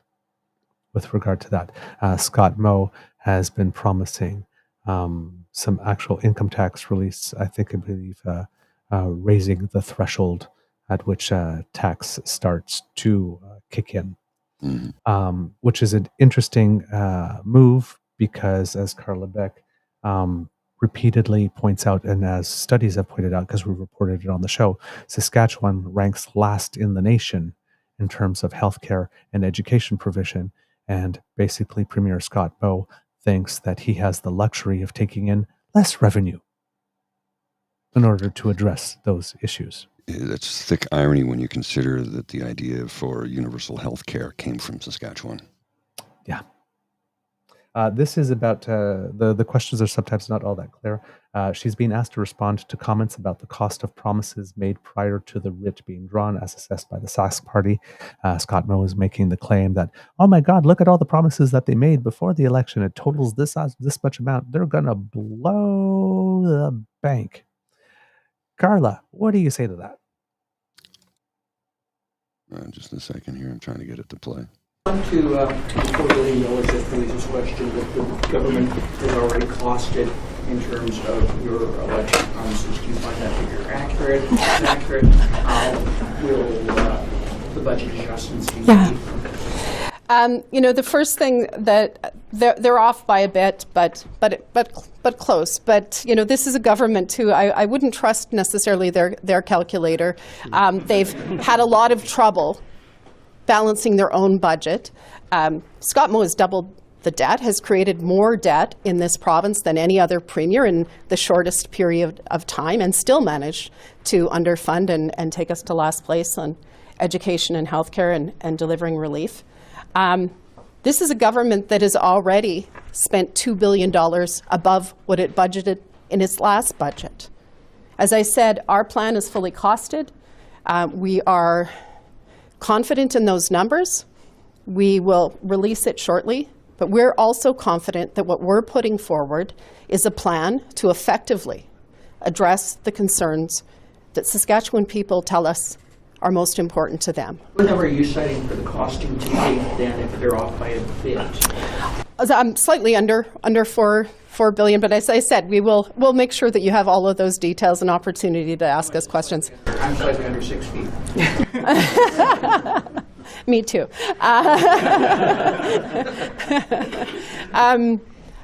If pressed, I think 3.5, but again, we're talking over 4 years, investing in the things that, frankly, need that investment. Our kids' classrooms where they don't get a chance at getting their education.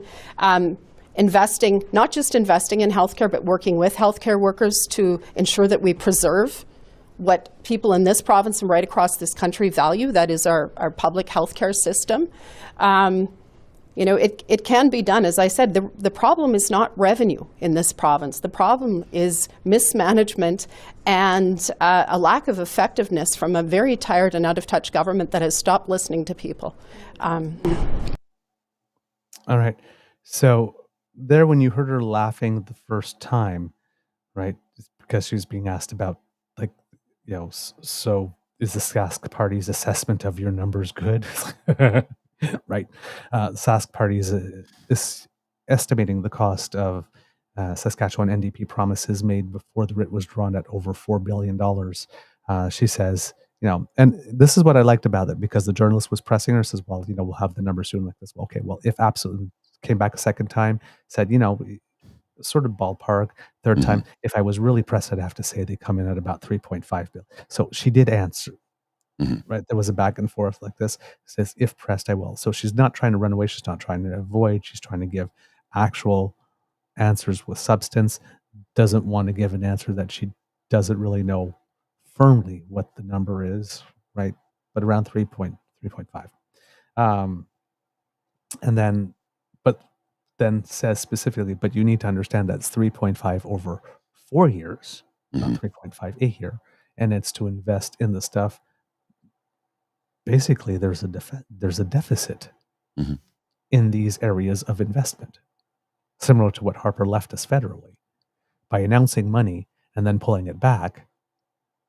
So there were needs that were there that deserved to be funded because he announced the funding, but then said, hey, if you don't have to spend all that money, please don't. So people didn't.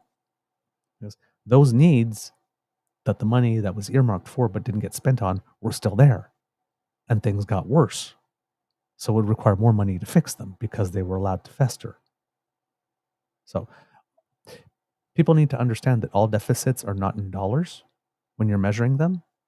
If you underfund a program for several years, and then the program is not performing optimally, you have a deficit in that program.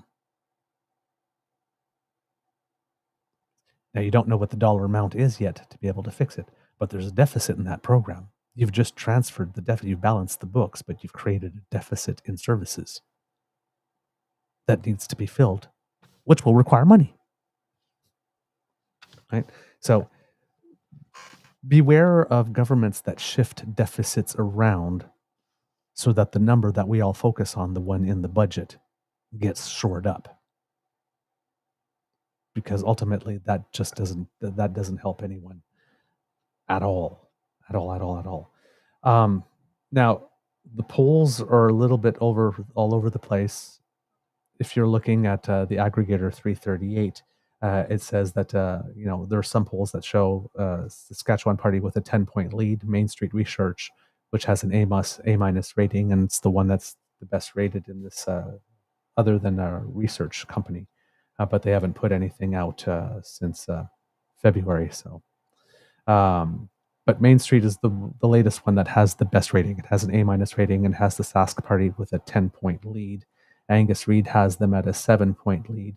But Insightrix Research has the NDP with a 1-point lead. Who knows?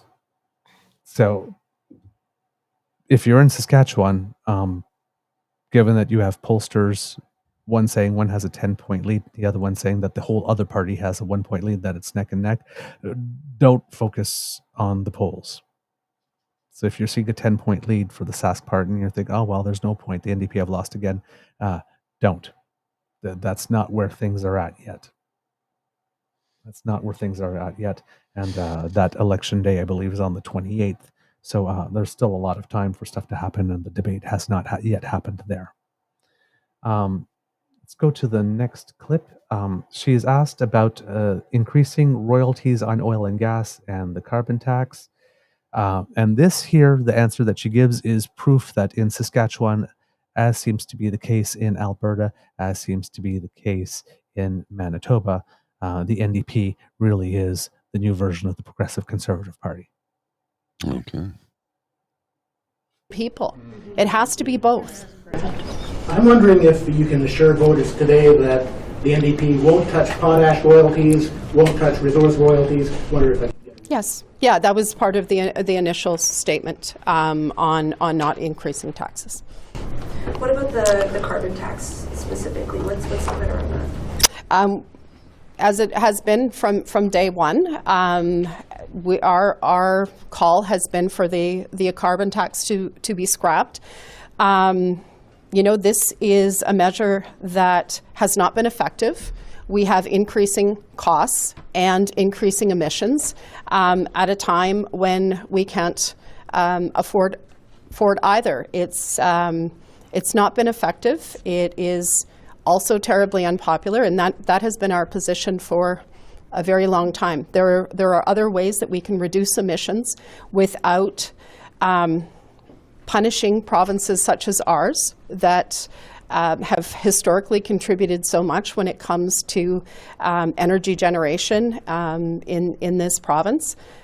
There's a way to, again, be more effective, but we don't see a government that's looking for solutions. They look for fights. They don't often deliver, and Saskatchewan people are left dealing with the impact of how ineffective they have been on front after front. When it comes to something like the Beaver irrigation project, I know we're talking about a lot of the spending, but how much what the future of that project looks like. As with any project, big or small, but especially any project that is looking or proposes billions of dollars of investment, we need to ensure that we're doing our due diligence on it, that there's a return on that investment, that there's proper planning, that there's transparency, that people have the opportunity to express where their concerns or questions might be. That's what people expect when you're spending billions of dollars. That's what we've committed to on that particular project, but it's how we would approach any major project in this province. Two things that I don't see this government doing consistently: listening to those who are most impacted or who are on the front lines or who might have expertise in an area, and being transparent with the people of this province about their spending decisions, about so many of their decisions. Again, in rooms big and small, people that you might not expect or we traditionally haven't heard from, we're hearing from people that this is a government that simply isn't listening. They're making so many decisions in small rooms, in Regina, in the legislature, without input from Saskatchewan people. That frustrates people at all levels of government, and it's another reason why people are saying it's time for change. All right. So there were two answers back to back. So 2 segments back to back that I was going to present separately, but they all came together. So up until when she was talking, and including the time that she was talking about carbon tax, you can see that it really is the new line, right on that. The NDP parties in these provinces don't necessarily support it, trying to walk away from it, but the people who are in charge now are not taking it seriously and whatnot. So they're trying to walk this middle line, if not the carbon tax, but maybe something else or another way to do it. But the guys that are there, but it still is a problem. The guys that are there are doing nothing. And terms like we can't be punished for doing these types of. So it's a lot of the rhetoric that's on the right side of the spectrum, but clearly not as far and as wild as Danielle Smith. It's like, we don't need to do everything and everything's an attack on us. But it's there. It's that same type of a thing. And that last little bit was asking about an irrigation project. And there, the comment why I wanted to bring it out is that, when she's talking about transparency and she's talking about how Scott Moe runs things, once again, we're looking at, as I mentioned, right, it looks like it's a one-man show from Scott Moe. And she's making a lot of comments very similar to comments that were made by the MLAs in New Brunswick that have left Blaine Higgs. I don't need your damn data. Like this, I've decided I know what's going on here. So that too is a theme, and you see that happening in BC too. People are starting asking that about John Rustad. Are all your people aware that you're doing this? And you can tell that the party doesn't have a great ground game because there's a lot of the candidates, there's stuff in their past. There's a lot that's coming out too. Something that was leaked. I think BC United, before they merged, had started doing some opposition research, and there was a 200-page document, I think it was, or document with 200 instances, one or the other, can't remember off the top of my head, of everything all of their candidates have said beforehand that could all be used. So when we were wondering at the beginning, gee, is it like every day on this kind of campaign going to have a clip of something that Rust had said in the past? It seems so. Or one of his candidates, because it seems that the party in everything that was going on didn't take time. Either didn't take time to go look at them, or given the stuff that Rust has been saying, probably they didn't see a problem what the other candidates have been saying. So they didn't feel they needed to be vetted because, well, look at the leader. Now, there's one more little clip because I do have to be fair. And this is of Scott Moe that I will show. And this is something that he's been doing. And when I say that his comms are a little glossier, he really does have the theme for the day. And it seems that every day starts with a little short video like this that he does personally. And then they go on the campaign and talk about this. And interestingly enough, Scott Moe so far has had a lot of things to say, because this party has been in power for 17 years. There's a thing that he's doing that he keeps on bringing the record of the NDP, because it seems that they were in power for 16 years before. And they say, oh, well, the NDP did that. Yeah, but that was an NDP 17 years ago, buddy. It's not the same people, not the same. You can't claim that, what they did 17 years ago is the same thing that they're going to do now. And if we're looking at your past 17-year record, well, you brought the province to last place in health and education.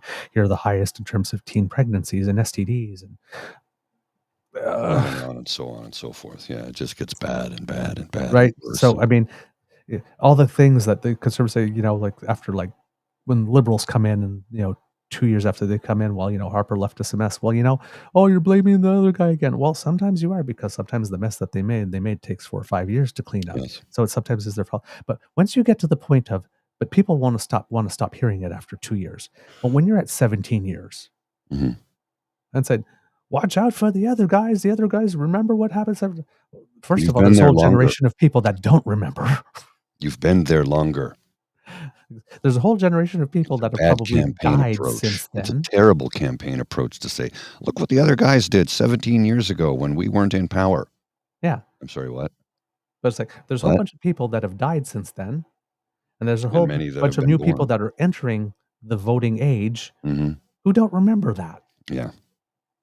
So you can only get so far on that. It's a pretty pathetic attempt, if you ask me, to sway people. But all right, let's have a look at this, because I can only take, well, thank goodness it's only 1 minute and 25 seconds. All I can take of this guy. Saskatchewan is the most affordable place to live in Canada. But Saskatchewan families are still feeling the cost of living pressures, just like everyone else is. The provincial government can lower prices, but we can put more money back into your pockets by cutting your taxes. Provincial taxes today are significantly lower than they were under the NDP. Since we've been in government, the Saskatchewan Party has cut your income tax. We cut the education portion of your property tax. And most recently, we took the Trudeau NDP carbon tax off of your home heating bill. So today I am making our first campaign commitment to cut your taxes yet again. A re-elected Saskatchewan Party government will reduce provincial income tax by raising the personal exemption, the spousal exemption, the child exemption, and the senior supplement by $500 each year for the next 4 years. That means everyone who pays provincial income tax today will pay less. And 54,000 Saskatchewan people who are paying income tax today will no longer pay any provincial income tax at all. When combined with indexation, a family of 4 will save about $3,400. And a seniors couple will save about $3,100 over the next 4 years, making life more affordable for Saskatchewan people. It's part of our plan for a strong economy and a brighter future. That's interesting, but what happens when you need to go to the hospital and there's no doctor and the ER is closed because they've made so many cuts to the tax revenue base, which would fund healthcare? And we all know there's $70 billion in missing healthcare funds transfers from the federal government to the provinces. And that money's still unaccounted for. Yeah, Cassie. But Scott Moe charged PST on groceries, children's clothes, and diapers, though. Yeah. Look at Lindem. We cut the education portion of your property tax. That's not a good thing. No, it's not. Yeah. Now, here's the thing, right? So you see, Scott Moe has the same thing that the other conservative premiers have. When he's scripted, he actually sounds like a normal human being. Yes. Yeah. Good production values, quick minute and a half. Here's the thing today. It's going to be tax cuts, presented, calm, professionally delivered. That's the edge that he's got over Carla Beck. He seems to have the budget and the resources and whatnot to do this. They've taken this tack. And it's really, really good comms. As a communication strategist, this is really, really good comms. But we know what he's about, too. There's some contradictions here. If Saskatchewan is the most affordable place to live and people are still feeling the squeeze, and your party has been in power for 17 years, why is that?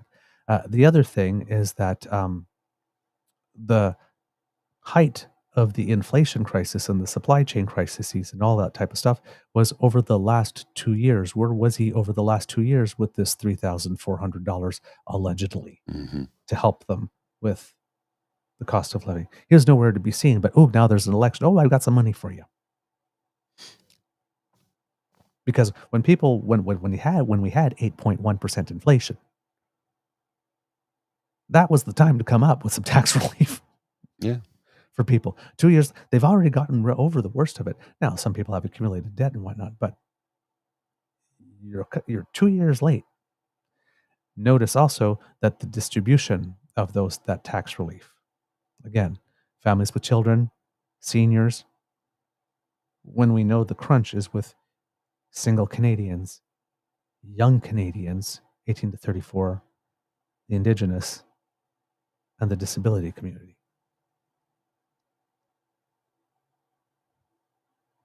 He's directing all the tax relief to the people for whom all the previous measures were already. Again, not saying that you shouldn't help seniors. But if you go to Statistics Canada and you look, the percentage of homes, senior homes, that are living close to the poverty line is like something like 6% of them. Mm-hmm. But what is the percentage of people 30 and under who pretty much feel like they just should give up now because there's no way they're ever going to be able to afford a home? What is the number of couples living in a 1-bedroom condo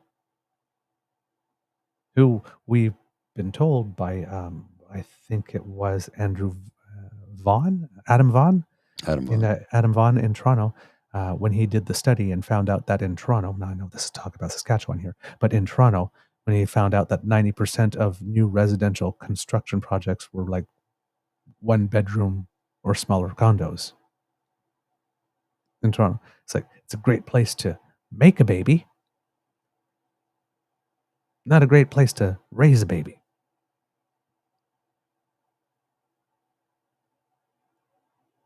What about all those people? There's nothing for them. There's the base amount.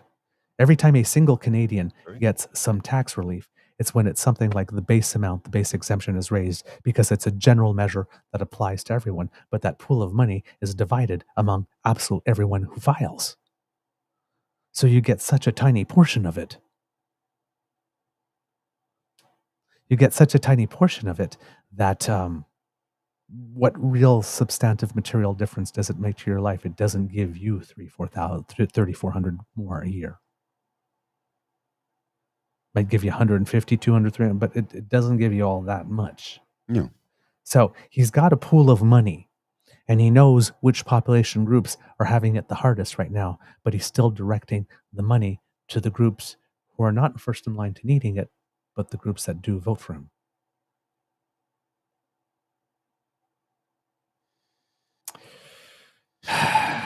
We have an expression in French to say "pas far far." Mm-hmm. Not really strong. But again, if you're pandering, he's got that down. He's got that down.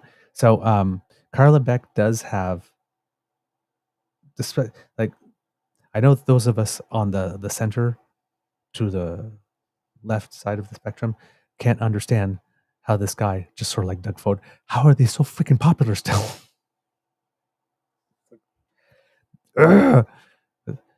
But they know on what side their bread is buttered, and they keep on handing them butter. It's pretty much how they're doing it, at the cost and expense of everybody else, of course. But that's the situation that's going on there, sadly.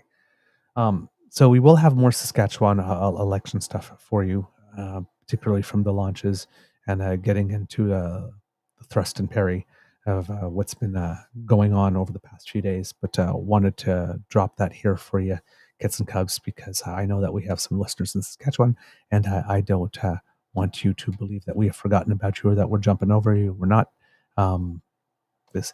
Fortunately, of the 3 elections, it's the one that's the third, and there's a whole week between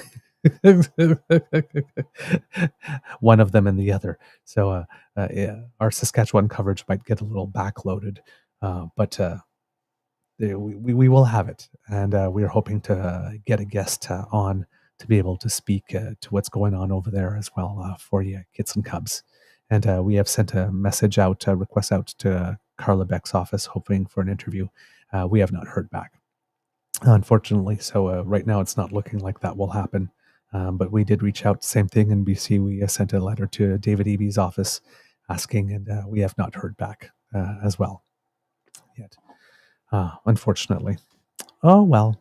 They're kind of busy, though, so, you know. They are kind of busy. And, you know, like I said, we are growing, but we are not the place yet. So, yeah, they'll come.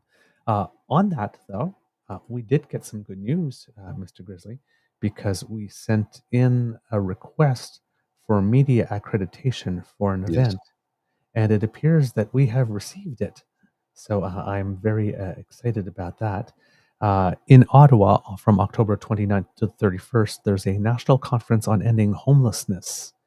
So that's a subject that we have been very seized with since we've started this. I remember back in the day we had this wonderful interview project episode with Dr. David Desmaillet, who really brought a lot of goods when it came to it. Was very, very, very substantive discussion.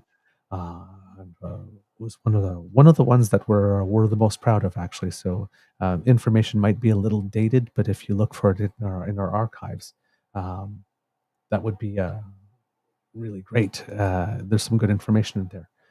But yes, so we have an invitation. We'll be covering it.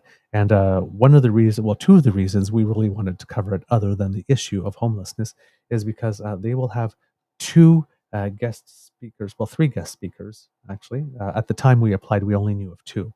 And they're guest speakers that we are hoping to have some time with, since we will be there. The first one is Guy Felicella, who's been invited to speak.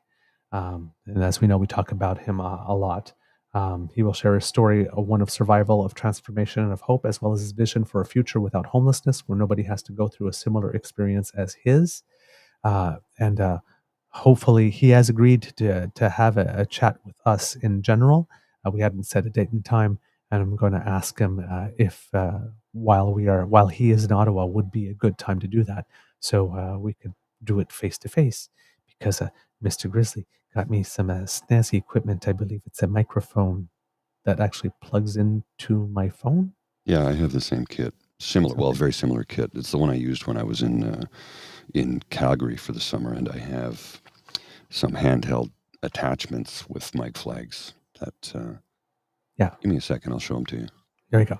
So hopefully we will be able to do, instead of like over Zoom and whatnot, a live interview person to person, and be able to film that and bring that to you. Hopefully, would be a thing. The other guest that they have is Connie Walker, and she is someone we've reached out to. We haven't heard back from yet, but we are really hoping, and I've been wanting to get an interview with her for a long time. She is named one of Time's 100 most influential people of 2024, has spent over 2 decades shedding light on often overlooked Indigenous stories. She is a Pulitzer Prize and Peabody Award-winning investigative journalist. So a couple of years ago, she picked up a Pulitzer for her work. That's when we reached out and tried to get her to agree to an interview, and we've not heard anything. So hopefully, since she's there and we're there, hopefully she will have some time, but we will reach out and make the ask again. And then the third person that they will have is Jennifer Botterill, who's one of Canada's most successful athletes, a member of Canadians women hockey team for 14 years, and a 3-time Olympic champion. She is now the CEO of Excel in Life Incorporated and Journey to Excel Incorporated, where she continues her pursuit of excellence while inspiring and coaching others. And Jennifer Botterill, by the way, is a graduate of Harvard University. Yeah, she knows what she's talking about. So here's our handheld mic devices. Ooh. Just slide the wireless clip right into here. Boom. And just so I could wear one and then hold one to interview people with. So it's like, there you go. Oh, that's fantastic. Look at us. Look at us. So yeah, hopefully we will be able to get some time with all three of them. And bring you some interesting interviews. And then, of course, there will be some conference presenters and whatnot, and hopefully we'll be able to get some interviews from them. So hopefully we'll have a lot of content, housing-related content for you in November and December to present based on this conference. So this is the first time that we will be attempting this. Hopefully it will work out. Hopefully we'll get good enough material, and I will be skilled enough with the technology in order to I'll be there. Good stuff. I'll be there. So yeah. But hopefully we'll be able to do that. So because, like I said, it's the first time for both of us. We'll probably be a good idea to test a few things before we will do that in advance. Yeah. But yeah. So October 29th to 31st. This is our technically our second event, because I went to an iPolitics night one night. But that was more for personal edification, because I was personally interested in the topic, and I am here too. But that really was an individual pursuit. But I did register ourselves under True North, Beaver, and Crier Media to start getting the word out that that we are a thing. So this time it worked. Sometimes it doesn't, because we tried to get accreditation to cover the National Bank Open as well, and that one we were denied. We weren't big enough yet. Well, there's also the sports team that has accreditation, the sports podcast on Crier Media that has accreditation with the Blue Jays. Yes, and when oh god, I can't remember his name off the top of my head now. But one has accreditation for the Canadian Open, the young man from Choir who got the video when Nick Taylor won the Canadian Open 2 years Correct. ago. Last year, they got to go back again. So it seems that they're well entrenched there. Mhm. So there you go. Making our way in the world today takes everything you got. Taking a break from all your worries sure would help a lot.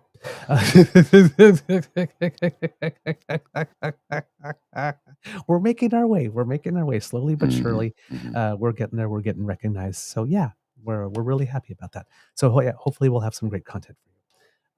Mr. Grizzly, do we have a show? We do. All right, kids and cubs, that's the end of this episode of the Daily Beaver Morning Show. We hope that you love listening to us because we love making this for you. Remember that sharing is caring and word of mouth is priceless. And you have the mouths from which we want the word to come. So please tell your peeps and poops all about us. It makes us very happy when you do.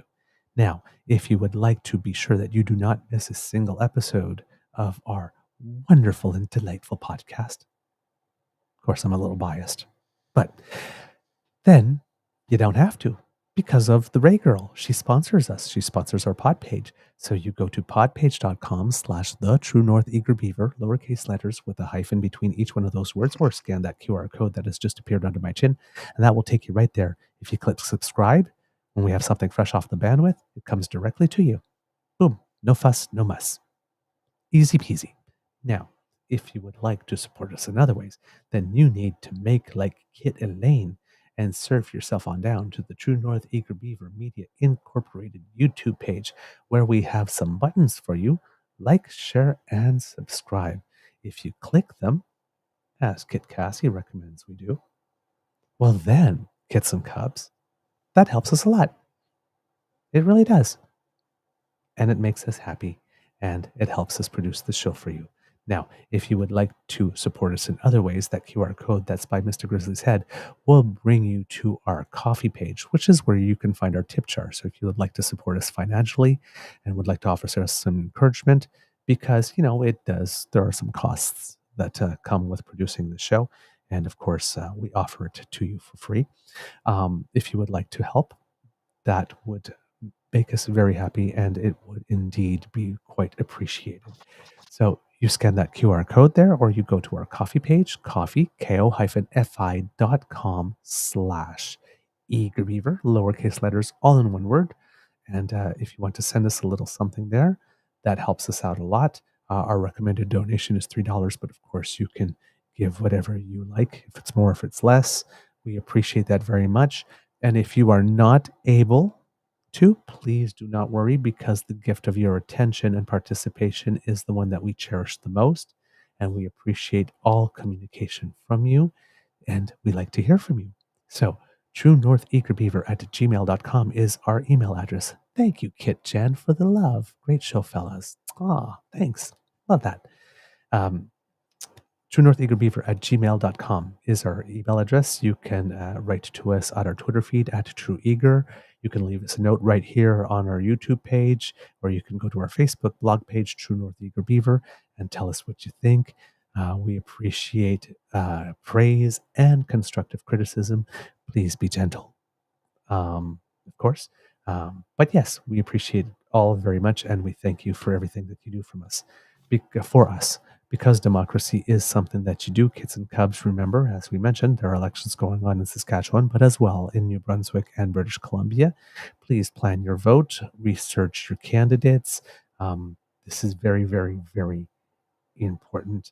We haven't mentioned it too much on the show, but for kids and cubs who are aware of our country works, the manner in which our Constitution can be amended is with 7 provinces containing 50% or more of the population all signing on to something.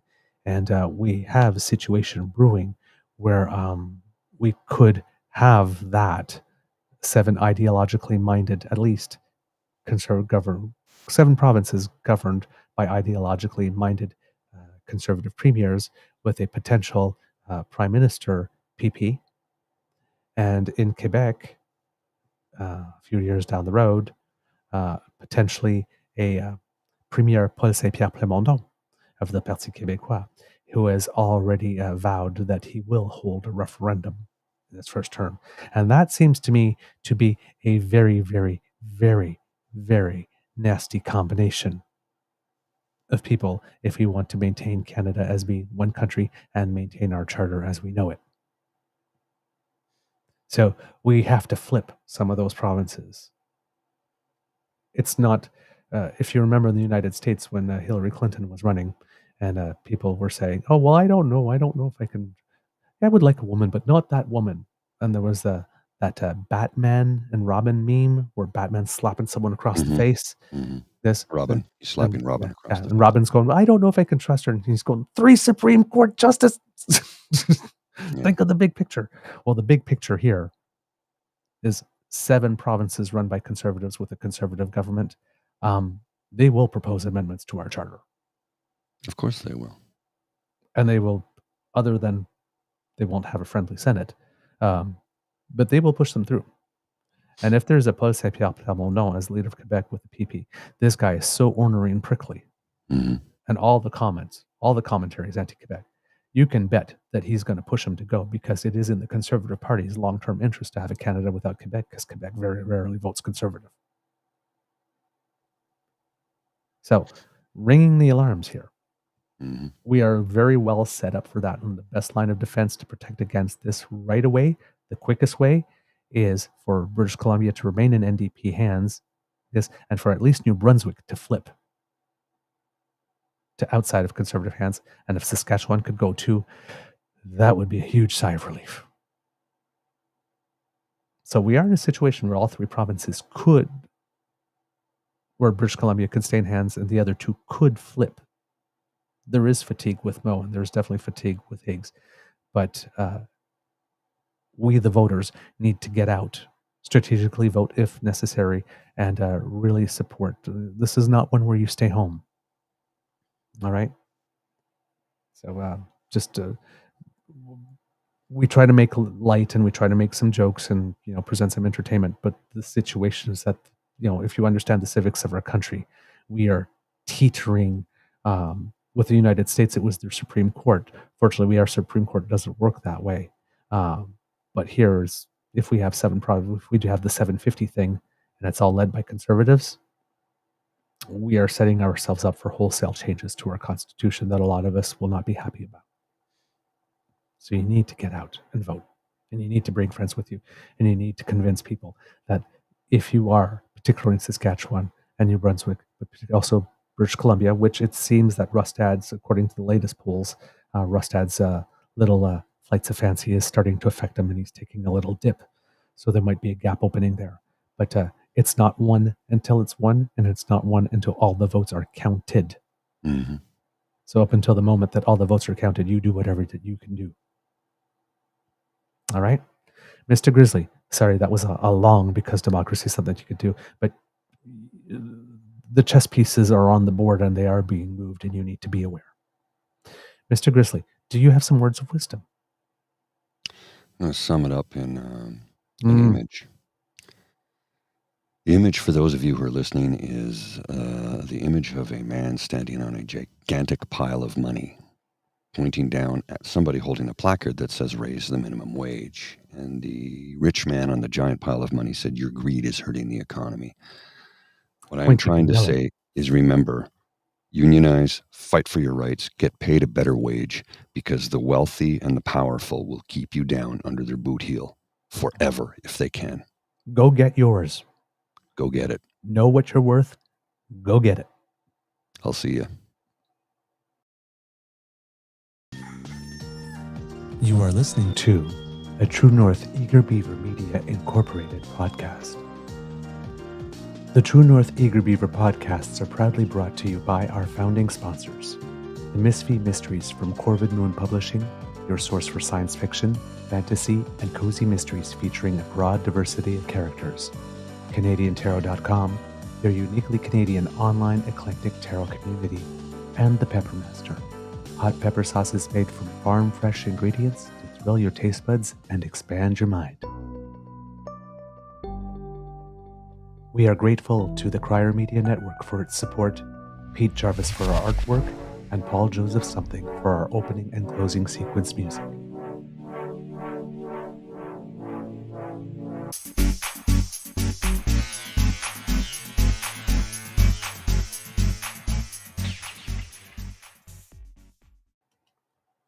Mr. Grizzly, we have some interesting news about Canadians that make us proud because they've started handing out the Nobel Prizes this year. The prize for medicine came out, and the prize, I believe, for chemistry came out today. But yesterday, there was a prize, I believe it was for physics. And we have a new Canadian Nobel laureate.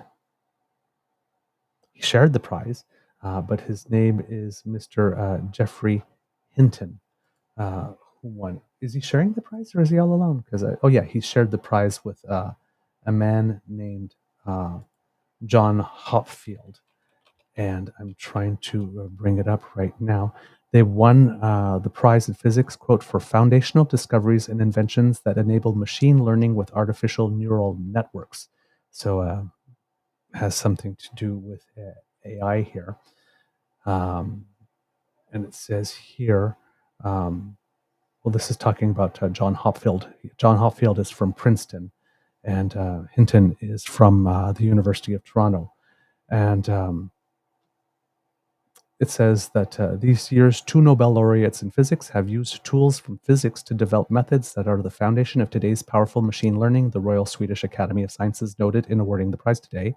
John Hopfield created an associative memory that can store and reconstruct images and other types of pattern and data, the Academy said. Geoffrey Hinton invented a method that can autonomously find properties in data and so perform tasks such as identifying specific elements in pictures. Word of the award reached Hopfield at a thatched cottage where he's staying in England. Quote, my wife and I went out to get a flu shot and stopped to get a coffee on the way back home. They returned to find a flood of congratulatory emails that he described as astounding and heartwarming.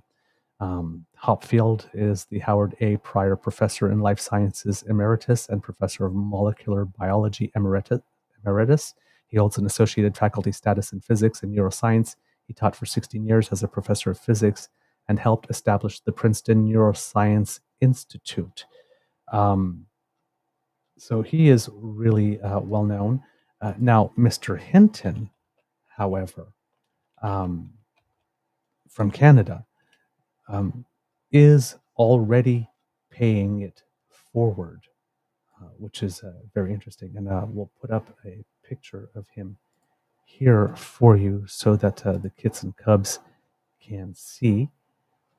This is, whoops, there you go. So this is Mr. Jeff Hinton here, as pictured in the MIT Technology Review. So clearly he was a star in the field before that.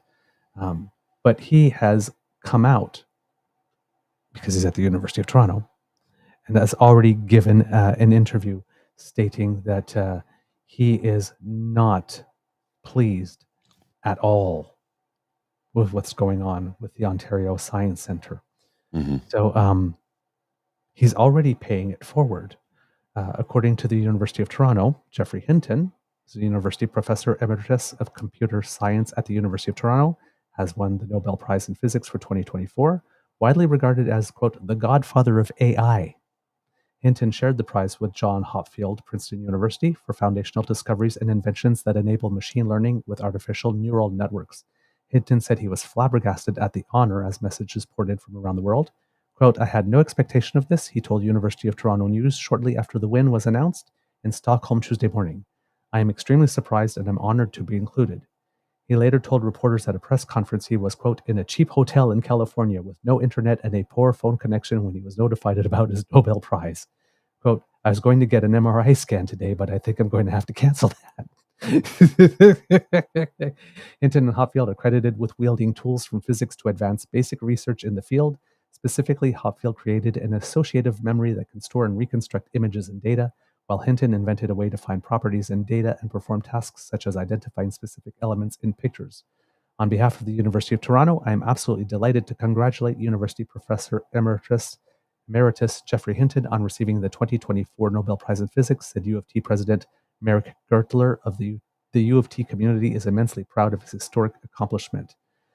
Hinton was selected for the high-profile award for his use of the Hopfield network, invented by his co-laureate, as the foundation for a new network called the Boltzmann machine that can learn to recognize elements when giving a type of data. The Boltzmann machine can classify images and generate new examples of the pattern on which it was trained, with Hinton and his graduate students later building on this work to help usher in today's rapid development of machine learning, a technology that now underpins a host of applications ranging from large language models such as ChatGPT to self-driving cars. And then the article goes on for a long time here. It's quite an in-depth article that I will put a link to here for you to share with the kids, Mr. Grizzly, if you want to read more about him. But yes, Kit Saucy, yay for science. Science is cool. And we have another Canadian Nobel laureate. Cool. Not that. Canada's apparently broken, but according to PP, but our universities are still producing researchers that win Nobels. Mm-hmm. Maybe we're not so broken after all. All right. I got to Have a go. great day. I'll see you.